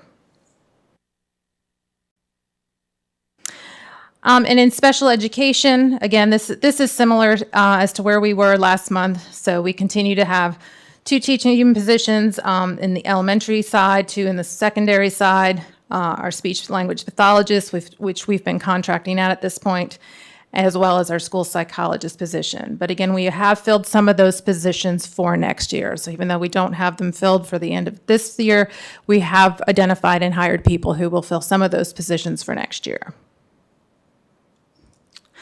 That's our certified side of vacancies. I want to move on and address our classified positions. So we continue to post and look for individuals to fill our 2 HVAC positions. We do have a candidate recommended for one of our grounds maintenance positions. We also have a candidate recommended for our open construction project manager. And technology has recently filled some technician positions, but we did have a new one open up in March. So we do have 1 vacancy there. We have recently filled a 6.5-hour bus driver position and are accepting applications for 2 4.25-hour positions and are accepting applications for a mechanic, 2 bus aides, and the transportation department is in the process of interviewing and hiring for their open administrative assistant position. As you know, we're in the hiring process for our executive administrative assistant board clerk. We continue to review applications for our floater nurse position. We have filled an ISS paraprofessional position at Blacksburg Middle School recently. Our biggest area of vacancy right now is in the area of special education paraprofessionals. That is somewhat due to the fact that we have recently created new positions based on the needs of students. So there are currently 11 vacancies there with 1 candidate recommended. But again, several of those are relatively new positions. And then we have a relatively recent preschool initiative position that we are accepting applications for. We have 2 candidates recommended for lunch recess aides positions and are trying to fill positions at Gilbert Lincoln and Harding. Custodians, we have 2 open elementary custodian positions. We have recently filled 2 at 2 elementary schools and are now looking to fill one at Bellevue and Gilbert Lincoln. We have recently filled several secondary custodian positions, and that leaves us with 2 secondary custodian positions, both at Auburn Middle School. So those are our current positions. I just want to give you a quick summary of our substitute information. We now have 563 active substitutes. We actually have orientation tomorrow with 15 new substitutes that should be attending. We've seen an increase in our fill rate in March compared to February. Our teacher fill rate is slightly over 93%. It was at about 90% in February, so we've seen an increase there. And we've seen a more significant increase in our fill rate for paraprofessionals in the month of March compared to February. In the month of March, it was about 37%, and it's slightly above 46%, so that's an improvement there. And then you can see the substitute fill rate broken down by community for both teachers and paraprofessionals for the month of March. All right, I'm going to switch gears now, and I've changed the colors on the screen to indicate it, but I also want to, this is a time of year, much of our hiring efforts is focused on filling positions that we know are currently vacant for next year. So I want to give you a breakdown by category of where we know our open positions are and what progress we have made to fill those positions. So our administrator positions that are currently open for next year, again, I've referenced some of these, but we are looking to fill a 10-month special education coordinator position. We have an open principal position at Margaret Beeks Elementary School. I think we're in the process of setting up interviews, and there'll be a survey going out to staff and parents this week regarding feedback for that. We have an open assistant principal position at Price's Fork Elementary School and at CMS. So those positions are posted, and we are accepting and reviewing applications for all of those positions. Elementary open positions for next year, and anything that is in yellow means that we've either filled it or we have a candidate recommended. So you can see we've made some progress here. And I do want to take the opportunity to commend the work of our principals in our buildings and their administrative teams, because they are the ones who do the work of reviewing the applications and setting up the interviews. And so you can see we have filled a number of these positions already. And so that's largely due to the work of our administrators, who are very cognizant of where they have vacancies and have taken the time to be proactive in trying to fill them. So at Auburn Elementary, we have filled a classroom teacher position. We have a candidate recommended for a reading specialist there. At Christiansburg Elementary School, we have filled 1 classroom teacher position with the candidate recommended for their 2nd position. We have filled a school counselor position in that building as well. We have filled a position at Christiansburg Primary School, and we have another candidate recommended for the 2nd opening there. We are accepting applications for a recent classroom teacher position at Eastern Montgomery Elementary School, and we're in the hiring process of filling an art teacher position there. Continuing to look at elementary, we have filled the music teacher position at Gilbert Lincoln for next year. We're in the hiring process of filling the reading specialist position at Harding, accepting applications at Kipps Elementary for a classroom teacher. We're in the hiring process for filling a school counselor position at Kipps. And we have filled 2 positions, classroom teacher positions at Price's Fork, and are accepting applications for another position there. So that's a breakdown of our elementary vacancies for next year. Moving on to middle school, at Auburn Middle School, we have candidates recommended for both a math teacher and school counselor position there. We are accepting applications for a Spanish teacher that will be split between Blacksburg Middle School and Auburn Middle School. We have filled an ESL position that is split between Blacksburg Middle School and Blacksburg High School. We have recommended an English teacher for BMS. We have filled a math teacher position at BMS, and we have a candidate recommended for a science teaching position at BMS. At CMS, we are accepting applications for an English social studies teaching position, earth science position, and instructional math coach, and we are in the hiring process for filling a CTE business position there. And we have filled a science teacher position at Shawsville Middle School. So that's a summary of middle school. And lastly, moving on to high school, at Auburn High School, we have a candidate recommended for a science teaching position. We are accepting applications for the athletic director position at Blacksburg High School. We have a candidate recommended for an English teaching position at Blacksburg High School. We have filled one science teacher position at BHS, and we have another candidate that's been recommended. A candidate has been recommended for social studies and math teaching positions at Blacksburg High School, and we are accepting applications for a CTE carpentry teaching position there. At CHS, we are accepting applications for the athletic director position. We have candidates recommended there for a reading specialist, for a Spanish teacher, accepting applications for 2 science teaching positions, and a health and PE teaching position. We have filled the position for a math teacher at Eastern Montgomery High School, are accepting applications for a Spanish teacher split between Eastern Montgomery High School and Shawsville Middle School. We're accepting applications for an ISAEP teacher at Montgomery Central, and we have filled a reading specialist teaching position there as well. So I know that's a lot of information, but I just wanted to give you an overview on where we are in our progress of filling positions for next year. Do you have any questions? Were there any questions? I know a lot of work goes into that, so thank you so much. You're very welcome.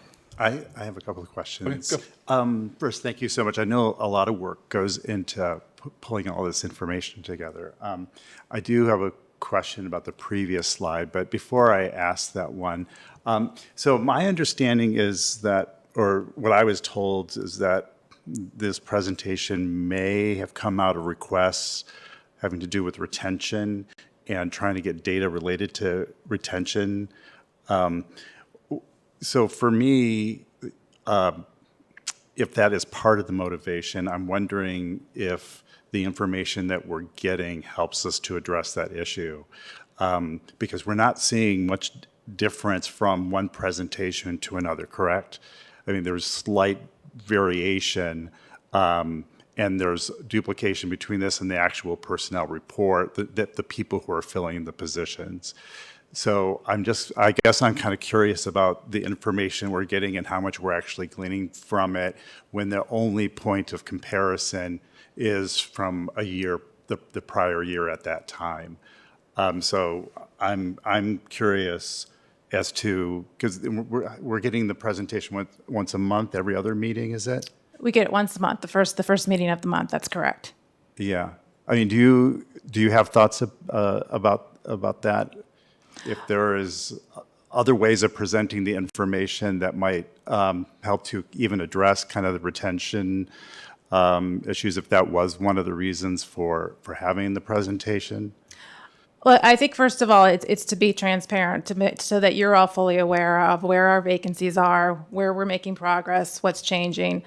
Hopefully, seeing this every month, we can identify trends. I think, for example, clearly we can see, this year we've seen a higher number of vacancies in our special education positions. Those have been hard to fill positions. So I think that's good knowledge for us to have. And in terms of what the board wants to choose to how to use that information or recommendations you want to make. Yeah, because I could see ways in which if you had 5 years of data and like at schools or positions and had points of comparison to know when there's really a dip, because if you only have the 1 year prior, that doesn't tell you a whole lot about other trends, because it could just be something happening at a particular school, or I don't know. So that's just one of the questions. Like, there's about the actual information we're getting, and if there's other ways, other more useful information, if beyond just transparency, which I appreciate. I don't know if anybody else. I guess I'd kind of share some of my perspectives. I'd be happy to hear from other board members too. I mean, this has kind of evolved over time, right? It's kind of been tried to solve answer a bunch of different questions. I think retention may be one of them. Trends. I think if I'm not mistaken, you showed numbers both past year and past month too, right? So we can kind of see short term, long term. Like with anything, you could mine that all day long, right? And try to look for stuff. The sub-fill rates, I know, were an issue for us at one point, particularly coming out of COVID. So that's why that's kind of on there, right? I'm not sure this is the question that you're asking, but it wouldn't be a bad idea for us to maybe think about, do we still need this? Is this giving us what we want? Maybe we need look at, to do something else, right? I mean, I'm sure a lot of work goes into this. I do want to make sure that it's providing us value and we're not just wasting Dr. Weiner's time doing this. I find it valuable, but yeah, and I'm not saying to get rid of it entirely. I could see once a quarter, or I just don't. I don't. More data points and maybe not as frequently might help to identify issues with retention or with subfill rates or some of the information. I don't know if anybody else feels the same. What I think I'm hearing is, Dr. Guthrie, and I think it's a good idea, is you'd like to look at a retention rate study maybe over a 10-year trend by division, by grade level, but maybe by content area, and then analyze what's the trend, as opposed to seeing this monthly. And I'm not saying to replace it, maybe do something in addition. What are retention rates? What are they? What have they been over time? Am I hearing that correctly? Yeah, I had heard that this was one of the reasons for getting these updates was to try to get at retention, and I don't know that this is actually addressing it effectively at a division level. So yeah. But I think we could do that specifically outside of this, right? If this is the idea to have this information and the board can decide, right, for transparency, what are our openings? What are we looking at? What are we filling? How are we doing? But in addition to that, what are the trends for retention over time? And in specific strands, maybe specific grade levels and specific content areas. I think that'd be good information. Okay, good. And I guess I just have one other question. So I'm seeing BHS up there a lot, and I've heard anecdotally that there are morale issues at BMS and BHS, and I think we know some of the reasons why. There's, BHS has had a hard year. One of the suggestions that I had heard from inside the building was it would be great if we got a little more administrative support to help us during these this difficult time.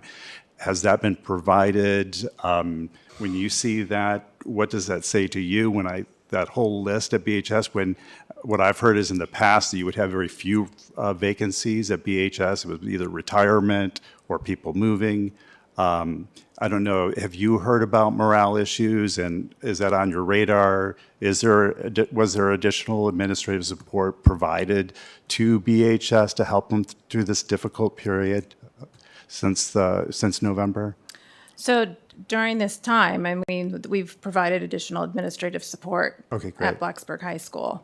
We've had a substitute administrator there, and then we've had a number of central office staff who have gone over there to provide additional support. I think what you heard is accurate, that we do have scheduled central office administrators that have a schedule that are going over there on a rotating basis, trying to get as much help and as support as we can. It's a tough time over there, I'm not going to lie about that. And hopefully we get back to some degree of normalcy in a short period of time. Okay, thank you. Ms. Franklin? Okay, so part of the reason behind this report was to give the board a better picture as to what is actually happening in the district around hiring. And to see the number of custodians, number of bus drivers, now special ed positions that are across the country are becoming harder and harder to fill. So that for me, when I'm looking at the budget and I'm looking at how we're distributing our funds, our resources, because these are the people who are directly impacting our students every day, where we might need to look out of the box to do things like adding permanent subs, providing benefits, retirement benefits for our nurses, raising the pay for our custodians. These are the types of things for me that help me understand we've got to do something different in some of these areas. Dr. Roundtree? Yeah, so regarding substitutes, you mentioned that there's a orientation coming up or that just occurred. I had a question about the two classifications of substitutes. You have 15 new substitutes and 27 RIHEP substitutes. Mm-hmm. Do we require the same orientations for those new substitutes versus recently retired teachers for RIHEP? that are coming out of the classroom? Do they have to go through all of the same types of training? So we do, our teachers who retire or people who exit the school division and then come back to work with us as substitutes, we do bring them back to the orientation. And that's just really so that they, even though they have experience in the classroom and probably know more about things like classroom management, just making sure that they understand the frontline system and the processes and procedures we have in place. We just we just feel it helps make sure that everyone is on the same page and understands our expectations and our processes and procedures. Okay. Ms. Brazil? To build off something that you mentioned, Dr. Widener, and something that Ms. Franklin also brought up, just the shortage of special education teachers. That, you know, we see it at a local level, but we know that it's a national problem. And that would definitely, you know, making sure that people, the new teachers to that profession who may have had training, but they don't exactly know what they're getting into when they get their own, you know, new teachers to the profession, or, you know, people coming in. I mean, what are the supports? I don't feel like as a board member necessarily I would have the background to effectively dictate a plan to say, like, hey, how do we at MCPS make sure that we retain these teachers so that our students do have the support that they need so that they can be successful. I would hope that would come from you all to let us know we're making sure that special education teachers are not resigning because we have implemented these extra supports, or we're talking to them and we're seeing this trend and we know that we can address it from a management standpoint. Does that make, I don't know, that's just my my thought on your If that's something you would want us to provide more information for at another meeting, I could certainly bring that forward. I mean, just some of the things we have in place. Anybody who's new to the school division in a certified position, they go through a week-long new teacher academy. And so there's a lot of things built into that to support people making that transition, whether they're coming in as a first-year special education teacher or as a experienced teacher from another school division but new to our school division. We also have a very robust mentoring program. So our new certified staff are also linked to a mentoring program in each building. In addition to having mentors who work with those people, also have a lead mentor who helps oversee and communicate and coordinate that whole process. Right. Well, thank you for sharing that. But like, if there are other just, you know, just vacancies and other problems, if they're just like other things, like to expand the support, especially in a job that's particularly challenging, I would hope that the division would feel like they can bring ideas to us, because I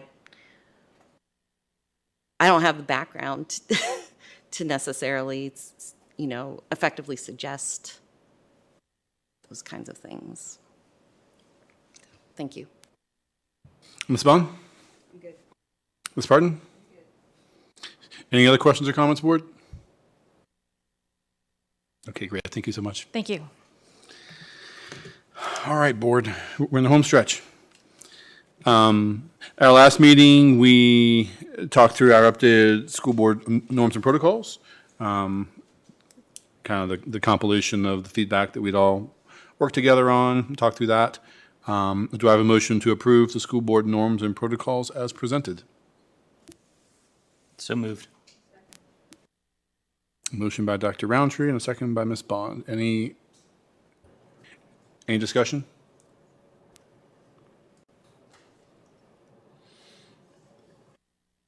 Okay. Ms. Osborne, please call the roll. Ms. Bond? Yes. Ms. Franklin? Dr. Guidry? Yes. Ms. Parton?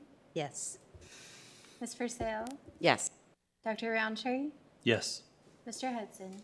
Yes. 7 in favor. Motion carries. All right. Unfinished business. Are there any items of unfinished business? Any items from last meeting that need to be resolved, discussed? No. Okay. Are there any items of new business? Yes. Nope, no, I think we're done. I have an order of new business. I would like to find out the interest of having EMT training in our schools or the schools that are able to do so. If the board chooses to have that conversation, put on an agenda item. Cool. Okay. Okay. Well, I think you just do show of hands of interest. Absolutely. I agree with Ms. Bond. It's needed. We've got a shortage. We're going to start having, they're going to start getting paid in the county, in the towns, I do believe. Don't quote me on that, but I think that's coming. But we do need them, and it would be great if we could provide that service because that would also help with other areas of interest and study for our students as well. And I will share I didn't realize, but the Board of Supervisors shared with us that Eastern Montgomery, the few that are volunteering are having to sleep and take shifts through the night because they have nobody to do it. And it's going to get worse because they can't get, people don't have time and don't want to volunteer the way that it used to be. And our area has grown so much. So it's going to be a real problem if we don't do something. Yep. I'd like to support that. What I think would be great is to have a presentation about CTE, and if there are other areas that we might want to consider in addition to that, as well as that. I know that we have a presentation about the curriculum as a whole, but I know, like, when I found out that there was a cosmetology program, I was like, that's amazing. And some of the other, and I don't know that our community, because we know during the campaign that there was a lot of chatter among the community and interest in the community in dual enrollment, not just in dual enrollment, but in trades and trades education. And I think it could speak to that element of our community, that segment of our community, who I think some of them don't even know the range that we have within our schools. And it is a time to evaluate potential areas that we might want to move into. Well, and I've said that since I've been on the board. Most community members don't realize everything that we teach in public schools. I mean, they really don't. But we have sent out flyers, and that's kind of where that came from, to try to educate our community members. This is everything that is involved that you have no clue about. I mean, even with cosmetology. I mean, I've been out 40 years. So that's how long, and there's people that been doing it 20 years before me. I mean, so it's crazy how long. Penny, please. No, oh, yeah, I was going to say, don't be telling no ages now. No, cosmetology has been offered at Christiansburg High School since It's the beginning. In fact, the first year, because it's a 2-year program, the folks who were in it had to come back the year after they graduated to complete the program. So it's one of the oldest It is. CET programs we have, And, for females anyway. well, Or and predominantly females. that's right. But you're right. I mean, there's so much out there that we offer that, you know, not at all the schools, but at a lot. I mean, you know, and so, but EMT is something we're going to definitely have to look into. But if the board doesn't want to, that's fine. I just think we should. No, I think it's very important because for some people think that they dial 911 and there's just going to be somebody showing up. And that's not the case now because, as you said, people don't have the time or don't feel the need to volunteer, and people are going to get paid, and that's going to cost taxpayers. But at the same time, if people need to get paid to have the services, then that's the way it's going to, times changed. But the more folks understand about the different functions of the county, and if the school system can help support that, we need to do it.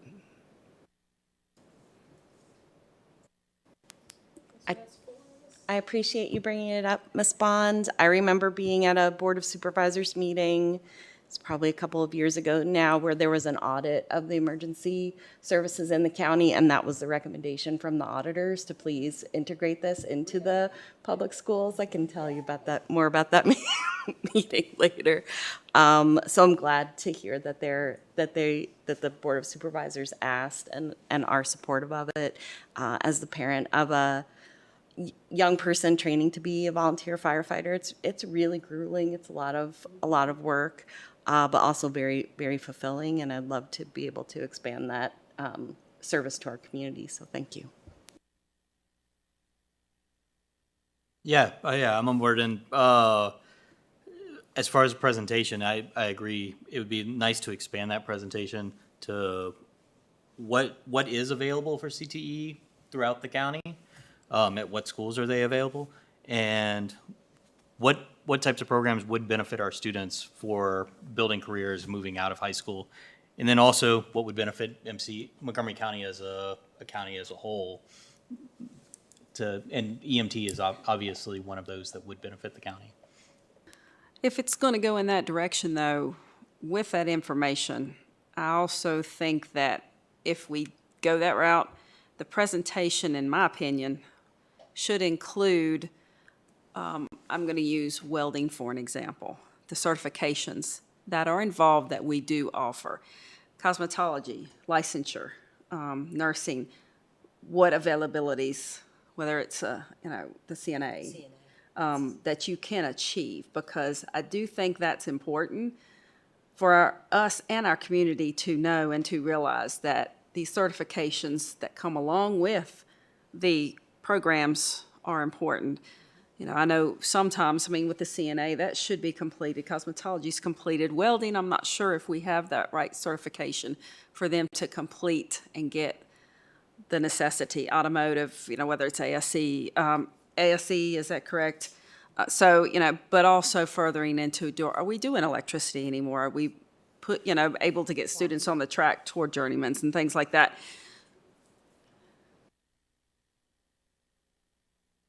So, HVAC. So, Yeah, but then metalworking. the new programs, especially Mr. Husband has helped to introduce, like our lab, our pharmaceutical techs. That was an amazing presentation from those folks. So there's a lot of opportunities, and it's unfortunate that people don't understand that what's here. You're right. So we need to help them understand.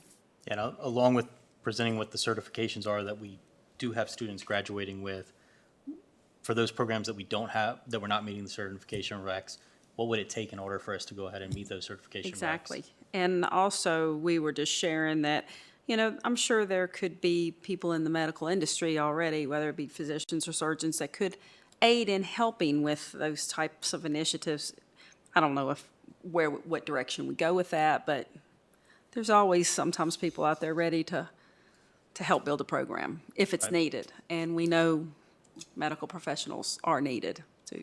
All right, great. Sounds like we have a consensus on that, so we'll definitely get that going on a future agenda. Our board, we're up to our announcements and information section. Are there any announcements anybody wants to share? Sure. So, let's see. Senate Bill 283, providing breakfast and lunch for free for all students in Virginia. I already reported, passed the Senate. The House passed it. And last Friday, the governor signed it. So we'll join California, Maine, Colorado, Minnesota, New Mexico, Vermont, Michigan, and Massachusetts as a state that provides free lunch and breakfast to our students, so that no student in our system is going hungry while they're at our schools.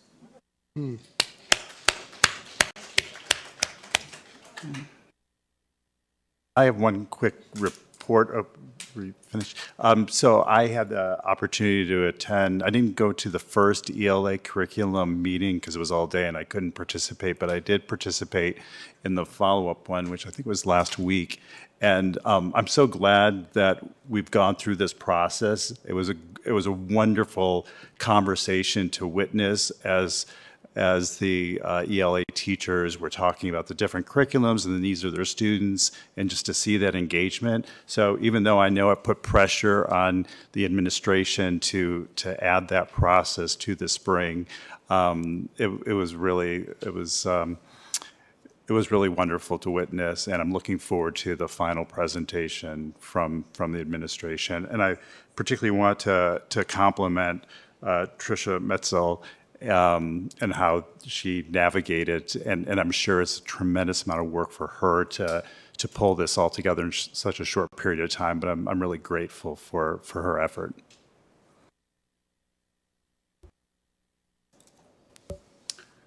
Board, any other announcements? All right. Upcoming school board meetings, you can see those are listed in board docs, including our next meeting next week. Back-to-back meetings. Good times. All right. Do I have a motion to enter into closed session as authorized by Section 2.2-3711 of the Code of Virginia to discuss 6 personnel matters and 1 legal matter?